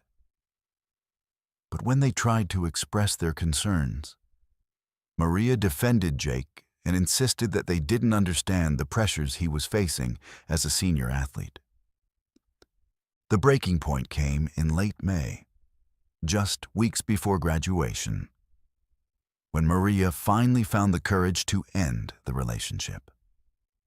She had realized that Jake's behavior was becoming increasingly unhealthy and that she couldn't sacrifice her future for someone who didn't respect her autonomy. The conversation took place in Jake's car after a school event, and Maria tried to be gentle but firm in explaining that they wanted different things and that it would be better for both of them to end the relationship. Jake's reaction was explosive and terrifying. He became enraged, screaming at Maria and calling her ungrateful for everything he had done for her. He accused her of using him for his family's status and money, and he made threats about what would happen if she tried to leave him. When Maria insisted that the relationship was over and asked him to take her home, Jake's anger turned violent. He grabbed her by the arms, shaking her and telling her that no one left him, especially not someone from her background. Maria managed to escape from the car and ran home. But Jake's threats continued through phone calls and text messages. He alternated between apologizing and promising to change, and making increasingly disturbing threats about what he would do to her and her family if she didn't take him back. Maria was terrified, but felt trapped, knowing that Jake's father was the sheriff and that the Morrison family had significant influence in the community. The harassment continued for several days, with Jake following Maria to work and school, leaving threatening messages, and even showing up at her house when her parents weren't home. Maria finally decided to report the threats to the police, believing that even if Jake's father was the sheriff, there would be other officers who would take her complaints seriously and help protect her family. Maria's decision to report Jake's behavior to the police proved to be a fatal mistake. When she went to the Oakville Police Department to file a complaint, she was interviewed by Deputy Frank Collins, who listened to her story with apparent sympathy and concern. Collins took detailed notes about Jake's threats and behavior, and he assured Maria that the department would take appropriate action to protect her and her family. What Maria didn't know was that Deputy Collins immediately reported her complaint to Sheriff Morrison, who was furious that Maria had dared to accuse his son of threatening behavior. Rather than investigating the allegations or taking steps to protect Maria, Sheriff Morrison began a campaign to discredit her and to protect his son from any consequences for his actions. The cover-up began with Sheriff Morrison visiting Maria's parents at their home, ostensibly to discuss their daughter's complaint, but actually to intimidate them into withdrawing it. Morrison explained to Miguel and Carmen that their daughter was making serious accusations against his son, accusations that could ruin Jake's future and his chances for a college scholarship. He suggested that Maria was probably confused or emotional about the breakup, and that it would be better for everyone if the complaint was quietly withdrawn. When Miguel and Carmen refused to pressure their daughter into withdrawing her complaint, Sheriff Morrison's approach became more threatening. He began making veiled references to the Santos family's immigration status, suggesting that there might be problems with their documentation that would require investigation. He also mentioned Miguel's employment at the refinery, implying that complaints from the sheriff's office about an employee's family could result in job loss. Despite the pressure from Sheriff Morrison, Maria refused to withdraw her complaint, and her parents supported her decision. But the family soon discovered the extent of the sheriff's power and his willingness to abuse it to protect his son. Miguel was suddenly subjected to increased scrutiny at work, with supervisors citing minor infractions that had previously been overlooked. Carmen found that several of her cleaning clients had abruptly terminated her services, claiming they no longer needed help, but offering no real explanation. The situation escalated dramatically when Jake's harassment turned violent. On a Friday night in early June, just days before graduation, Jake confronted Maria as she was leaving work at the diner. The confrontation took place in the parking lot behind the restaurant, away from witnesses and security cameras. Jake was drunk and enraged, screaming at Maria about her refusal to take him back and her persistence in pursuing the police complaint against him. What happened next was witnessed only by Maria and Jake, but the evidence would later tell a horrific story. Jake's anger exploded into deadly violence, and he attacked Maria with a brutality that shocked even the experienced investigators who would eventually examine the scene. Maria fought for her life, but she was no match for Jake's size and strength, especially in his alcohol-fueled rage. Jake killed Maria in that parking lot, strangling her with his bare hands while she pleaded for her life. But the murder was only the beginning of the cover-up that would follow. Jake immediately called his father, who arrived at the scene within minutes and began orchestrating a plan to conceal his son's crime and protect the Morrison family's reputation. Sheriff Morrison's cover-up was systematic and thorough, utilizing his authority and connections to manipulate evidence and control the investigation. He arranged for Maria's body to be moved from the parking lot to a remote location outside of town, where it would be discovered days later by hikers. He destroyed evidence from the original crime scene and created false documentation to support an alternative timeline of events. The official investigation into Maria's death was a sham from the beginning. Sheriff Morrison assigned the case to Deputy Collins, who had already proven his willingness to participate in the cover-up. The investigation focused on false leads and fabricated evidence, while the real evidence pointing to Jake was either destroyed or ignored. Jake was never seriously considered as a suspect, despite his history of threatening Maria and his obvious motive for wanting her dead. Maria's family was devastated by her death and frustrated by the lack of progress in the investigation. They hired a private investigator with money borrowed from relatives, but the investigator found his efforts blocked at every turn by the sheriff's department.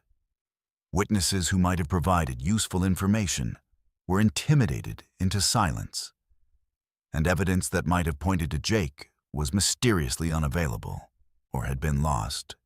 The cover-up might have been successful if not for the persistence of Maria's brother Carlos, who refused to accept the official version of events. Carlos had observed Jake's increasingly erratic behavior in the weeks before Maria's death, and he was convinced that Jake was responsible for his sister's murder. Despite threats and intimidation from the sheriff's department, Carlos continued to investigate on his own, gathering evidence and building a case against Jake. Carlos's investigation eventually attracted the attention of state authorities, who launched their own inquiry into Maria's death and the conduct of the Oakville Police Department. The state investigation revealed the extent of Sheriff Morrison's corruption and his willingness to obstruct justice to protect his son. Evidence of the cover-up was overwhelming, including destroyed evidence, falsified reports, and witness intimidation. Jake Morrison was eventually arrested and charged with Maria's murder. But by then, crucial evidence had been destroyed, and witnesses had been intimidated into silence. The case that should have been straightforward became complicated by the cover-up, and Jake's defense attorneys were able to create reasonable doubt about his guilt. He was ultimately convicted of manslaughter rather than murder and sentenced to only 8 years in prison. Sheriff Morrison was forced to resign in disgrace, but he was never charged with obstruction of justice or any other crimes related to the cover-up. The political connections that had protected him throughout his career continued to shield him from serious consequences, and he retired with his pension intact. Deputy Collins was transferred to another department, and the other officers who had participated in the cover-up faced only minor disciplinary actions. Maria's family never recovered from the loss of their daughter, and the injustice of the legal system's failure to hold her killers fully accountable, Miguel and Carmen eventually moved away from Oakville, unable to continue living in a community where their daughter's murderer had been protected by those sworn to serve justice. Carlos dedicated his life to criminal justice reform, becoming an advocate for victims' families and working to expose corruption in law enforcement. The case became a symbol of the corruption that can flourish in small communities, where powerful families are able to manipulate the justice system for their own benefit. It highlighted the vulnerability of immigrant families and working-class people when they come into conflict with established power structures. And it demonstrated the devastating consequences when law enforcement officers prioritize loyalty to their colleagues over their duty to serve justice. Mariah never got justice, and in Clearwater, Wisconsin, justice came too late for another young woman whose trust in someone she loved would cost her everything. Let's move to our 9th story. Clearwater, Wisconsin, was a college town where autumn painted the maple trees in brilliant reds and golds, and where the University of Wisconsin campus brought youthful energy to a community that had grown around education and small-town values. Population 12,847, where students and longtime residents coexisted in a harmony built on shared appreciation for quiet streets, local coffee shops, and the kind of safety that comes from knowing your neighbors. It was here that 19-year-old Jennifer Walsh learned that the person you trust most can become the person you should fear above all others.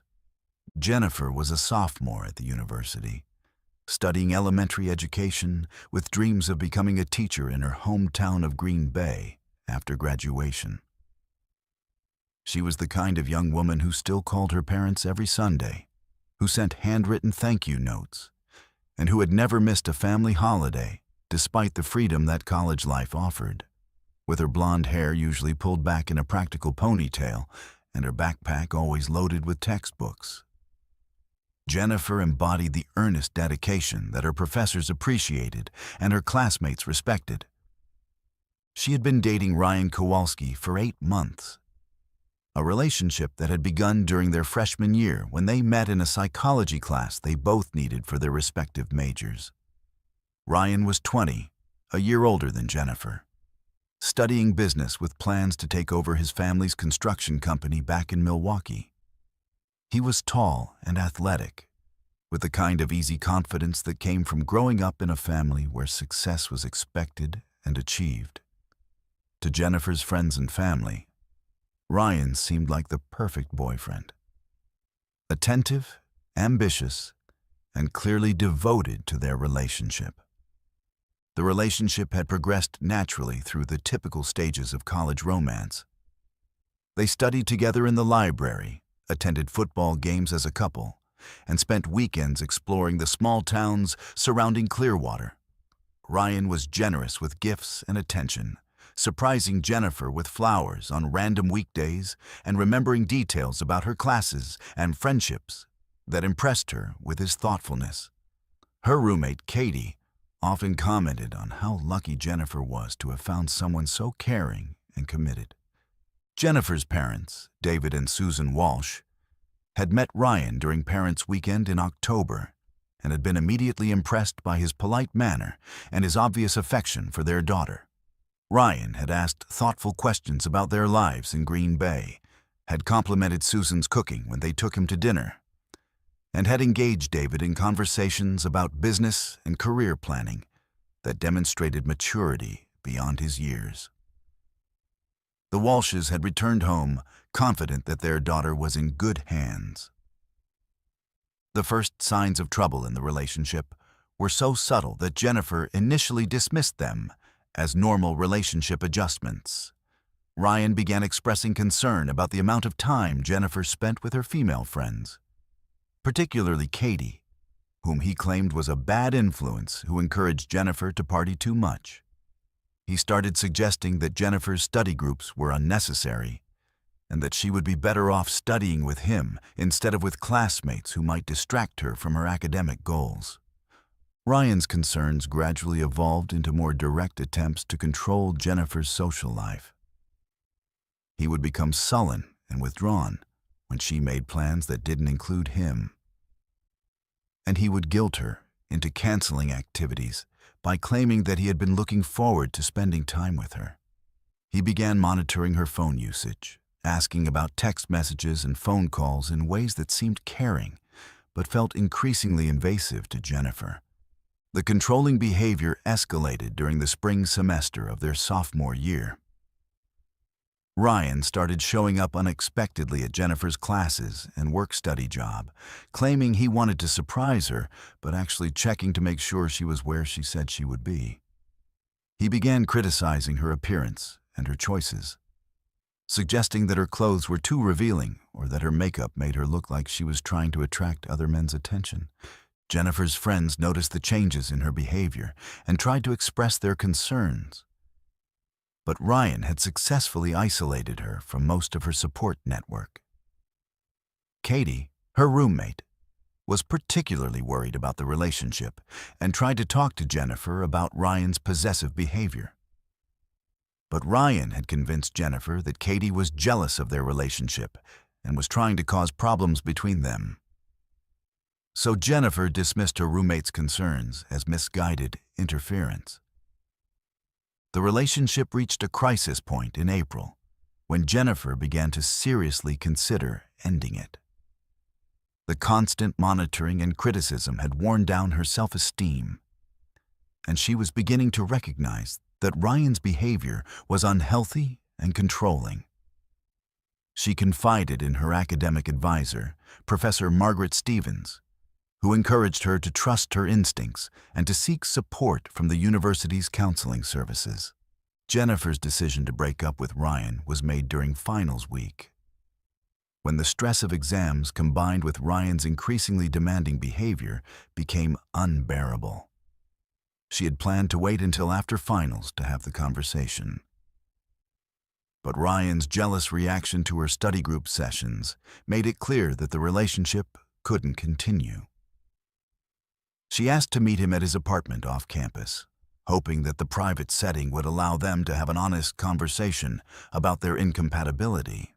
The breakup conversation took place on a Thursday evening in early May. In the living room of the apartment, Ryan shared with two other students who were away for the evening. Jennifer had rehearsed what she wanted to say, focusing on their different goals and her need for independence rather than on his controlling behavior. She tried to be gentle but clear, explaining that she cared about him, but that they wanted different things from a relationship. Ryan's initial reaction seemed to be acceptance, even understanding.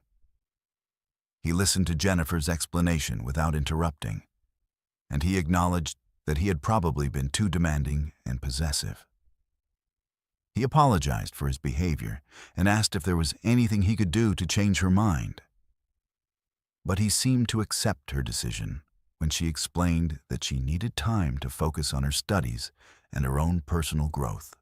But as the evening progressed, Ryan's demeanor began to change. He started asking more probing questions about Jennifer's reasons for ending the relationship, and he became increasingly agitated when she refused to give him specific examples of his problematic behavior. He began accusing her of having feelings for someone else, demanding to know if there was another man who had influenced her decision to break up with him. Jennifer tried to leave several times during the conversation, but Ryan kept finding reasons to continue talking, asking her to stay just a few more minutes to work through their problems. He alternated between apologizing and making accusations, between promising to change and threatening to hurt himself if she left him. The emotional manipulation was exhausting, and Jennifer found herself becoming increasingly anxious about Ryan's mental state. The situation escalated when Jennifer finally insisted that she needed to leave and return to her dormitory. Ryan became enraged, accusing her of using him and then discarding him when she no longer needed him. He began shouting about everything he had done for her, all the money he had spent on gifts and dates, and how ungrateful she was for his devotion. His anger was unlike anything Jennifer had ever seen from him. And she realized that she was seeing the real Ryan for the first time. When Jennifer moved toward the door, Ryan physically blocked her path, grabbing her by the arms and demanding that she sit down and listen to what he had to say. The physical contact was aggressive and frightening, and Jennifer realized that she was in real danger. She tried to reason with Ryan, promising that they could talk more later if he would just let her leave. But his rage had reached a point where rational conversation was impossible. What happened next would haunt the Clearwater community for years to come. Ryan's anger exploded into deadly violence, and he attacked Jennifer with a brutality that seemed impossible from someone who had claimed to love her. The attack was prolonged and vicious, with Ryan using his superior size and strength to overpower Jennifer's desperate attempts to defend herself. Jennifer fought for her life, but she was no match for Ryan's rage-fueled assault. He strangled her with his bare hands while she pleaded for her life, her final moments filled with the incomprehensible reality that the person she had trusted and cared for was killing her.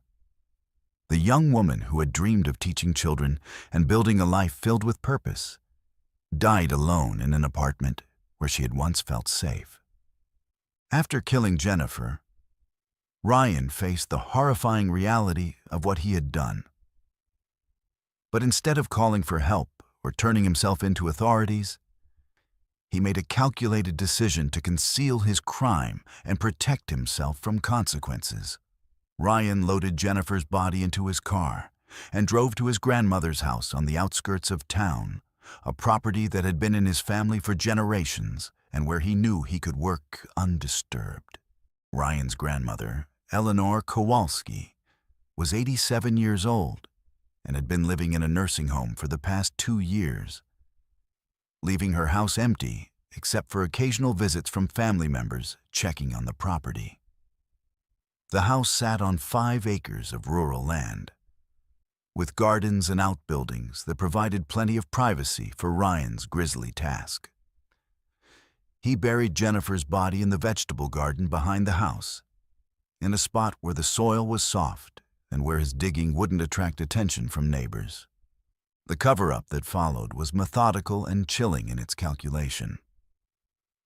Ryan cleaned his apartment thoroughly, removing any evidence of the struggle that had taken place there. He disposed of Jennifer's personal belongings, scattering them in dumpsters across the city to avoid creating a concentrated trail of evidence. He created a false timeline for the evening, establishing alibis and preparing explanations for Jennifer's disappearance that would deflect suspicion from himself. When Jennifer failed to return to her dormitory that night, her roommate Katie initially assumed she had decided to stay at Ryan's apartment, something that happened occasionally despite dormitory rules. But when Jennifer missed her morning classes and didn't respond to phone calls or text messages, Katie became worried and contacted the university's residential life office to report her missing. The initial investigation into Jennifer's disappearance focused on the possibility that she had left campus voluntarily, perhaps to deal with a family emergency or personal crisis.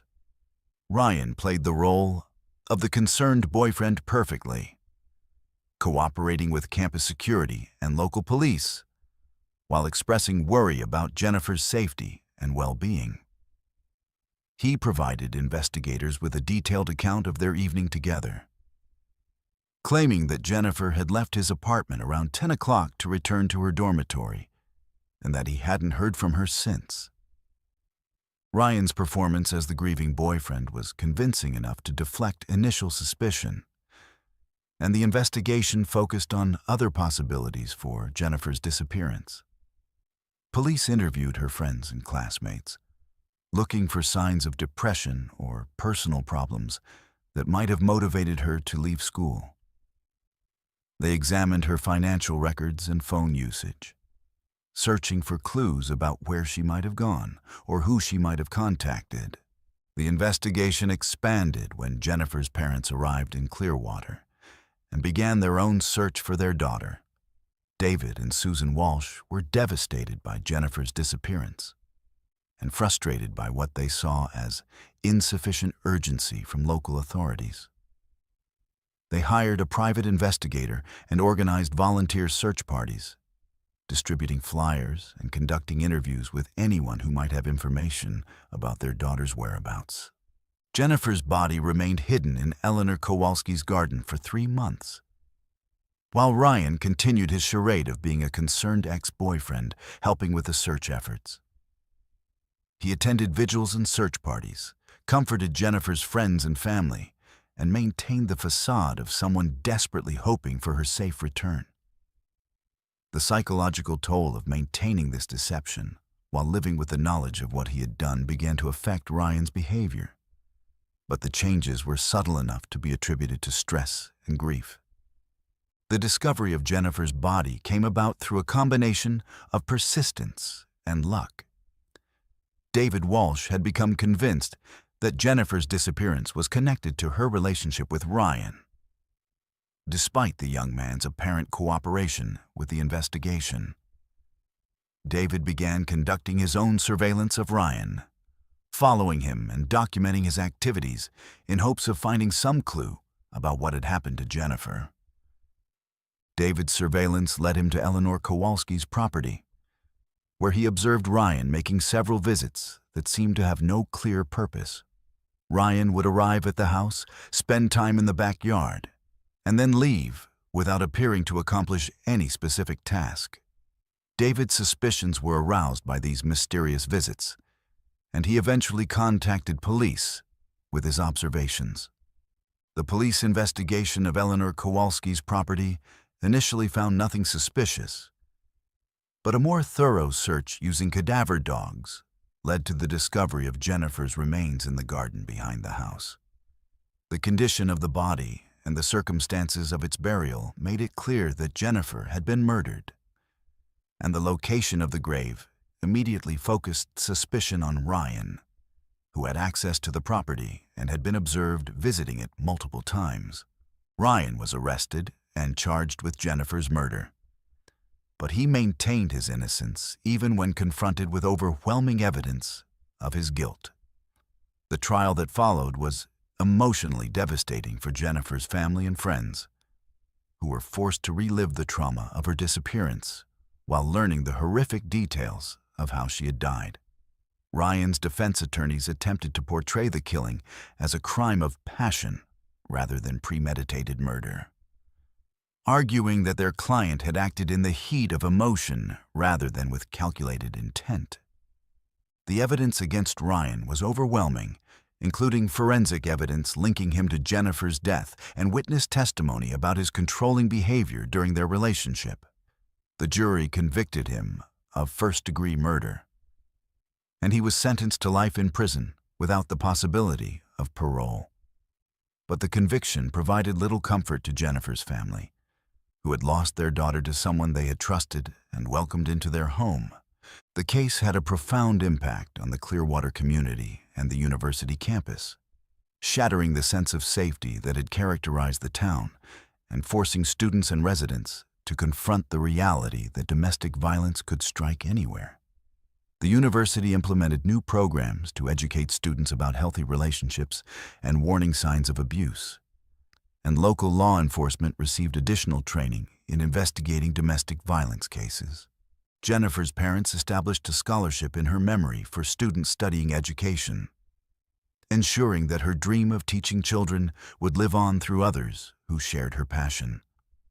They also became advocates for domestic violence awareness, speaking at universities and community events about the warning signs of abusive relationships and the importance of supporting friends and family members who might be in danger.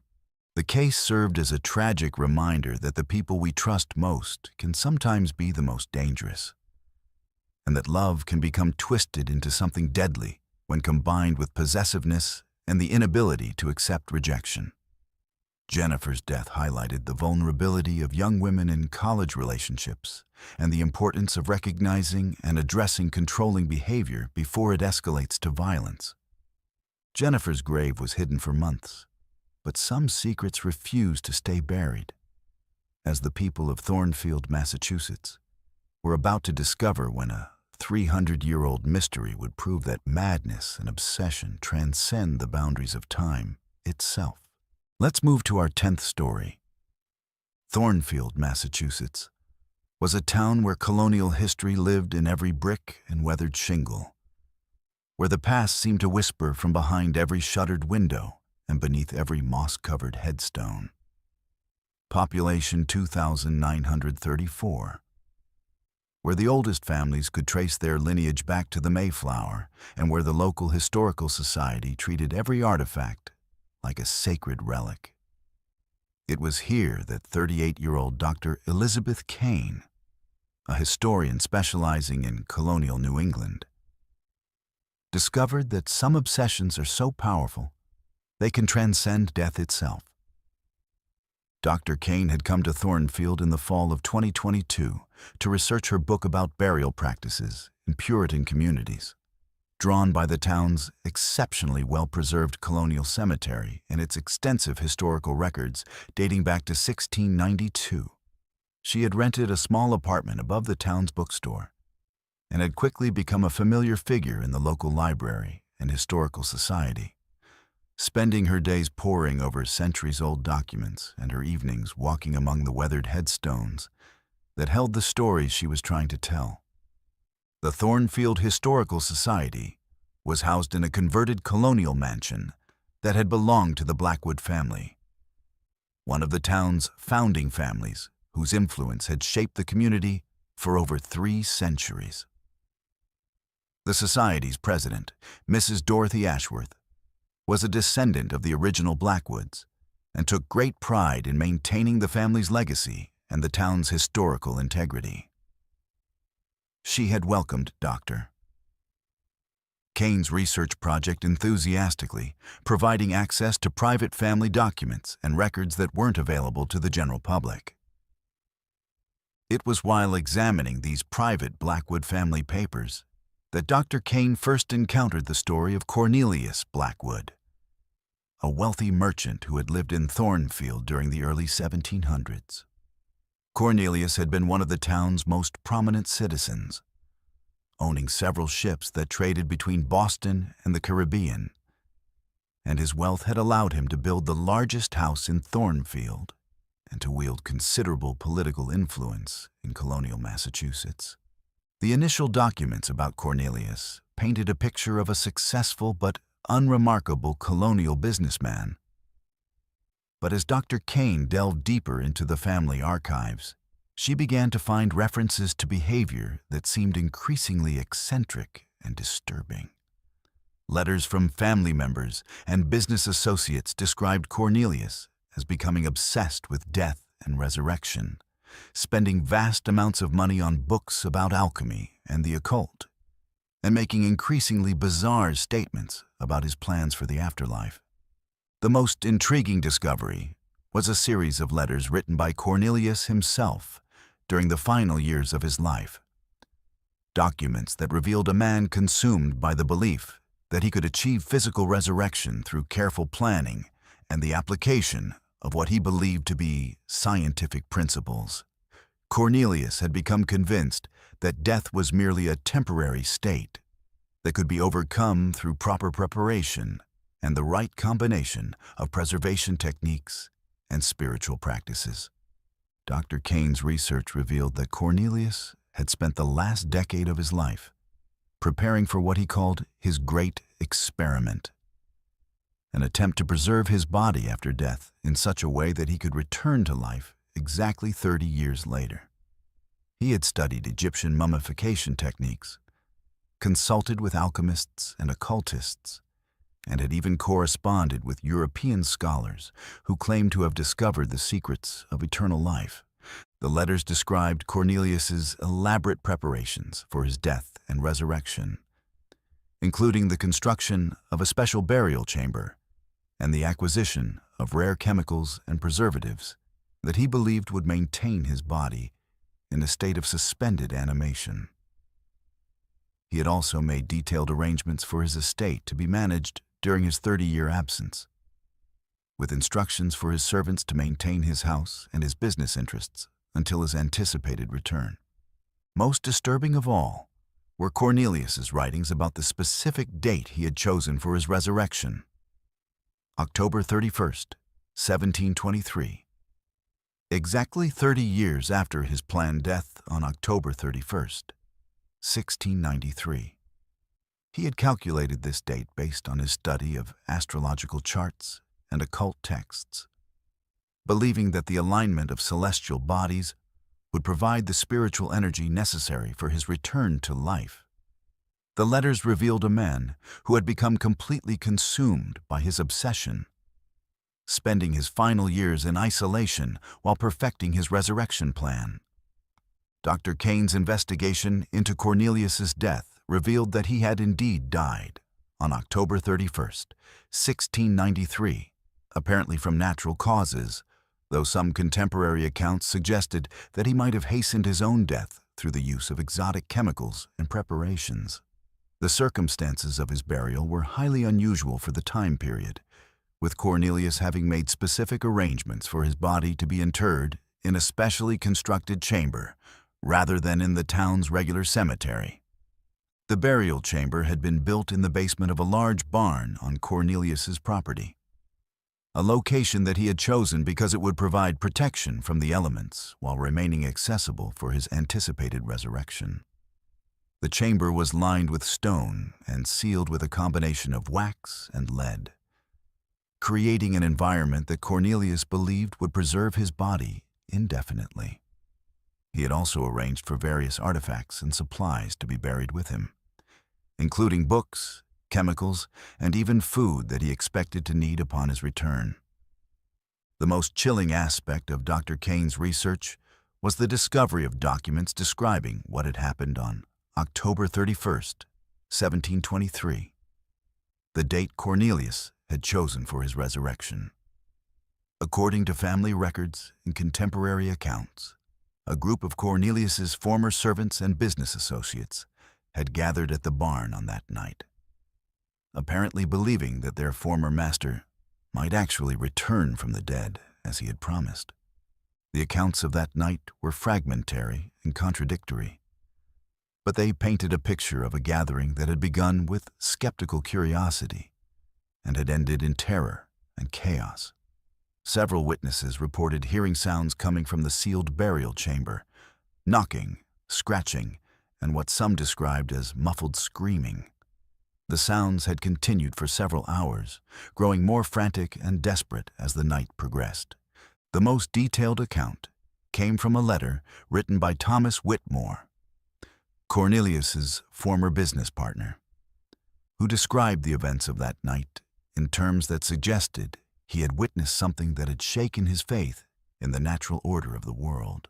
Whitmore wrote about the sounds from the chamber, the growing panic among the assembled witnesses, and the ultimate decision to flee the barn rather than investigate further. Dr. Kane's research revealed that the barn had been abandoned immediately after that night, with the Blackwood family refusing to discuss what had happened or to allow anyone to examine the burial chamber. The property had eventually been sold to another family, but the barn had remained sealed and unused, with local residents avoiding the area and spreading stories about strange sounds and unexplained phenomena. The barn had burned down in 1847, apparently in a fire that had started spontaneously and had resisted all attempts to extinguish it. The fire had been so intense that it had destroyed not only the wooden structure, but had also cracked and damaged the stone burial chamber beneath. Local residents had reported that the fire had burned with an unusual blue flame and had produced smoke that smelled of sulfur and decay. Dr. Kane's investigation led her to the site where the barn had once stood, now an empty lot overgrown with weeds and brambles on the outskirts of Thornfield. Using historical maps and property records, She was able to locate the approximate position of the burial chamber and to identify the stone foundations that remained visible beneath the vegetation. The discovery of physical evidence at the site confirmed many of the details from the historical documents. Dr. Kane found fragments of the stone burial chamber, pieces of lead and wax that had been used for sealing, and even some artifacts that appeared to be from the colonial period. Most significantly, she discovered human remains that appeared to be from the right time period and that showed signs of unusual preservation techniques. The condition of the remains was disturbing and puzzling to the forensic experts who examined them. The bones showed evidence of chemical treatment that was consistent with Cornelius's documented preservation experiments. But they also displayed damage that suggested violent trauma had occurred long after death. Some bones were fractured in ways that indicated desperate struggling, as if the person had been trying to break free from confinement. Most chilling of all was the discovery of scratch marks on the interior walls of the burial chamber fragments. Marks that appeared to have been made by human fingernails and that suggested someone had been clawing desperately at the stone walls from the inside. The pattern and depth of the scratches indicated that this activity had continued for an extended period, possibly hours or even days. Dr. Kane's research into the Cornelius Blackwood case attracted the attention of paranormal investigators and occult researchers, who saw it as evidence of successful resurrection or supernatural intervention. But Dr. Kane approached the case from a historical and scientific perspective, seeking rational explanations for the documented phenomena, while acknowledging that some aspects of the case remained genuinely mysterious. The most likely explanation for the events of October 31st, 1723, was that Cornelius had not actually died on his planned date, but had instead fallen into a catatonic state induced by the chemicals and preparations he had been using. This would explain why he appeared to be dead to his contemporaries, while actually remaining alive in the sealed burial chamber. The sounds heard by witnesses 30 years later would then have been the result of Cornelius awakening from his prolonged unconsciousness and desperately trying to escape from his tomb. This explanation was supported by the physical evidence of the scratch marks and the bone damage, which suggested that someone had indeed been alive and struggling inside the burial chamber. The timing of the awakening, exactly 30 years after the burial, could be explained by the gradual breakdown of the preservative chemicals, dust, or by changes in the burial environment that had allowed Cornelius to regain consciousness. The horror of this scenario was almost unbearable to contemplate. A man who had planned his own resurrection, awakening after 30 years of unconsciousness, to find himself trapped in a sealed stone chamber, with no way to escape and no one to hear his desperate pleas for help. The scratches on the walls told the story of his final hours, clawing frantically at the stone until his strength gave out, and he died the death he had tried so hard to avoid.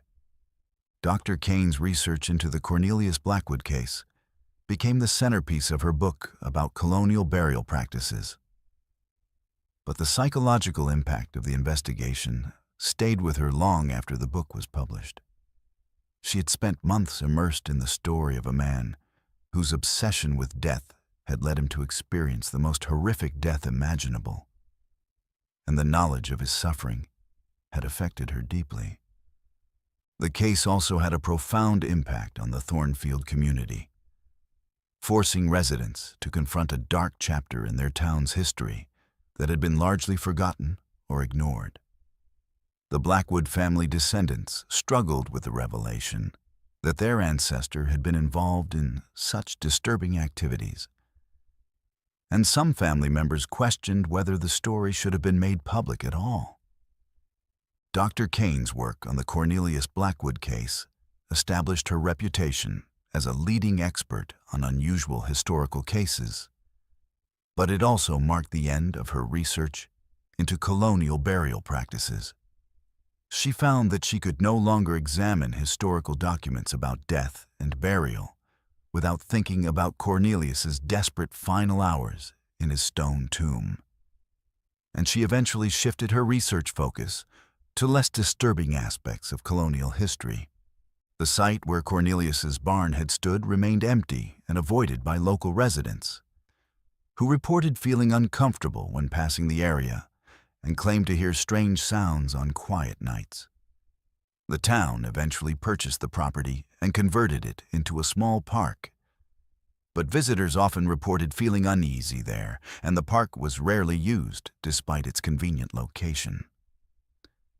Dr. Kane thought the past was dead, until she learned about the camp that should have been safe, where 3 innocent children would face a horror that would close their summer sanctuary forever and leave scars that would never heal. Let's move to our 11th and final story. Camp Scott, Oklahoma, was supposed to be a place where childhood dreams came true, where young Girl Scouts could experience the magic of summer camp surrounded by the rolling hills and dense forests of the Cookson Hills. Established in 1928, the camp had hosted thousands of girls over the decades, creating memories of campfires, friendship bracelets, and the kind of innocent adventures that define the best parts of growing up. It was here that 25-year-old Linda Foster, a camp counselor with dreams of becoming a teacher, would witness an evil so profound that it would close Camp Scott forever and haunt everyone who survived that terrible summer. Linda had been working at Camp Scott for 3 summers, drawn back each year by her love of working with children and her belief in the camp's mission of building confidence and independence in young girls. She was responsible for overseeing the youngest campers, girls aged 8 to 10, who were experiencing their first taste of independence away from home. Linda took her responsibilities seriously, knowing that for many of these children, camp would be their first major experience away from their families. The summer of 1977 began like any other at Camp Scott. 140 girls had enrolled for the various sessions, and the camp was buzzing with the excitement that always accompanied the start of summer activities. The facilities included multiple sleeping tents arranged in units throughout the wooded property, a dining hall, craft buildings, and recreational areas that provided everything needed for a traditional summer camp experience. Linda was assigned to Unit 8, which housed some of the youngest campers in the Kiowa unit. The girls in her care were full of enthusiasm for their camp adventure, chattering excitedly about the activities they wanted to try and the friends they hoped to make. Among the campers were 3 8-year-old girls who had become fast friends during their first few days at camp. Lori Lee Farmer from Tulsa, Michelle Heather Goose from Broken Arrow, and Doris Denise Milner from Tulsa. The 3 girls were typical of the children Linda loved working with: bright, curious, and eager to experience everything camp had to offer. Lori was the natural leader of the group, confident and outgoing with a smile that lit up her entire face.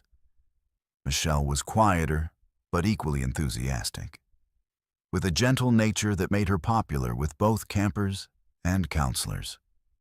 Denise was the comedian of the trio, always ready with a joke or a funny observation that kept her friends laughing.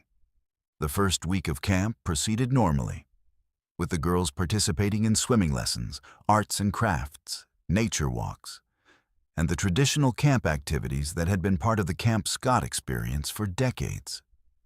Linda noticed how well the 3 friends got along, how they looked out for each other during activities, and how they had formed the kind of close bond that often develops between children sharing their first major adventure away from home. On the evening of June 12th, 1977, Linda was settling her campers into their sleeping bags in tent number 7 when she heard some of the girls whispering about strange sounds they had heard the night before. Several campers mentioned hearing what sounded like moaning or crying coming from the woods surrounding their unit. Sounds that had frightened them, but that they had been too scared to report to the counselors. Linda reassured the girls that the sounds were probably just wildlife, owls, coyotes, or other nocturnal animals that were common in the Oklahoma woods. She reminded them that they were safe in their tents and that she and the other counselors were nearby if they needed anything. But privately, Linda felt a flutter of unease about the reports, especially since several girls had mentioned hearing similar sounds on different nights. That night, Linda made extra rounds through the unit, checking on her campers and listening for any unusual sounds that might explain what the girls had heard. The camp was quiet except for the normal sounds of summer night. Crickets, the distant hoot of an owl, and the soft breathing of sleeping children. Linda convinced herself that the girls had simply been letting their imaginations run wild, as children often do when sleeping in an unfamiliar environment. The horror began in the early morning hours of June 13th, when Linda was awakened by screaming from one of the other counselors. She rushed outside to find chaos and panic as staff members discovered that tent number 7 was empty. Lori, Michelle, and Denise were missing from their sleeping bags, with no sign of where they had gone or what had happened to them. The initial search focused on the possibility that the girls had wandered off on their own, perhaps to use the bathroom facilities or to explore the campgrounds. But as the search expanded, and the missing girls weren't found in any of the obvious locations, it became clear that something far more serious had occurred. The camp director contacted local law enforcement, and within hours, Camp Scott was swarming with police officers, search dogs, and volunteers from the surrounding community. The discovery came later that morning when searchers found the bodies of all 3 girls in a wooded area approximately 150 yards from their tent. The children had been sexually assaulted and murdered. Their young lives ended with a brutality that seemed impossible in a place dedicated to childhood innocence and joy. The crime scene was so horrific that even experienced law enforcement officers were shaken by what they found. Linda's world collapsed when she learned what had happened to the 3 little girls who had been under her protection. The children she had tucked into their sleeping bags just hours earlier, the girls who had been giggling about camp activities and planning their next day's adventures, had been taken from their tent and subjected to unimaginable horror before being killed and discarded in the woods like trash. The investigation that followed was massive and complex, involving local police, state investigators, and FBI agents who descended on the small Oklahoma community. The crime scene evidence suggested that the perpetrator had been watching the camp for some time, learning the routines and identifying vulnerable targets. The killer had entered tent number 7 in the middle of the night, somehow removing 3 sleeping children without waking the other campers in the tent or alerting the counselors in nearby tents. The psychological impact on the surviving campers was devastating. Children who had come to camp excited about independence and adventure were suddenly confronted with the reality that evil could reach them, even in places that were supposed to be safe. Many of the girls were traumatized by the knowledge that their friends had been taken from the tent next to theirs, and several required extensive counseling to deal with the trauma of the experience. Linda blamed herself for what had happened, tormented by the thought that she should have done something differently, should have taken the reports of strange sounds more seriously, should have been more vigilant in protecting the children under her care. The rationale part of her mind knew that she couldn't have prevented what happened, but the emotional weight of losing 3 children she was responsible for protecting was almost unbearable. The investigation eventually focused on Gene Leroy Hart, a local man with a history of violent crimes who had escaped from prison and was believed to be hiding in the area around Camp Scott. Hart was familiar with the local terrain and had the skills necessary to move through the woods undetected. He was captured and charged with the murders, but he was acquitted at trial despite evidence linking him to the crimes. Hart died in prison in 1979 while serving time for other offenses, taking whatever secrets he might have had about the Camp Scott murders to his grave. The case was officially closed, but many people involved in the investigation remained convinced that questions about the murders had never been fully answered. Camp Scott closed permanently after the murders, unable to continue operating in the shadow of such a horrific crime. The property was eventually sold and the buildings were demolished. But the memory of what happened there continued to haunt everyone who had been touched by the tragedy. The camp that had been a place of joy and discovery for thousands of girls over nearly 50 years was forever associated with the loss of 3 innocent children. Linda never worked with children again after the Camp Scott murders. The trauma of losing Lori, Michelle, and Denise under her watch destroyed her confidence and her ability to take responsibility for other people's children. She left Oklahoma shortly after the trial and moved to a different state, where she found work in an office environment that allowed her to avoid the constant reminders of what had happened. The families of the 3 murdered girls were left to grieve not only the loss of their children, but also the destruction of their faith in the safety of institutions designed to protect and nurture young people. The murders had shown them that evil could strike anywhere, even in the most innocent and protected environments, and that no place was truly safe from those who would harm children. The Camp Scott murders became one of Oklahoma's most notorious unsolved crimes, a case that highlighted the vulnerability of children and the devastating impact that violence can have on entire communities. The case also demonstrated the lasting trauma that such crimes inflict not only on the immediate victims, but on everyone who was connected to them. The other campers, the counselors, the families, and the community members who had trusted in the safety of the camp environment. The investigation revealed serious security deficiencies at Camp Scott, including inadequate lighting, insufficient supervision, and a lack of proper background checks for staff and volunteers.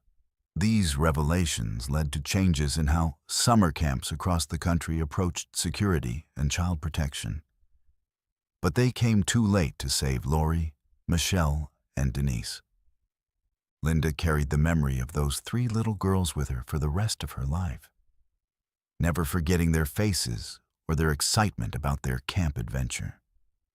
She often wondered what they might have become if they had been allowed to grow up, what contributions they might have made to the world, and what joy they might have brought to their families and communities. The empty lot where Camp Scott once stood serves as a silent memorial to the 3 girls who died there, and to the innocence that was lost on that terrible night in June 1977.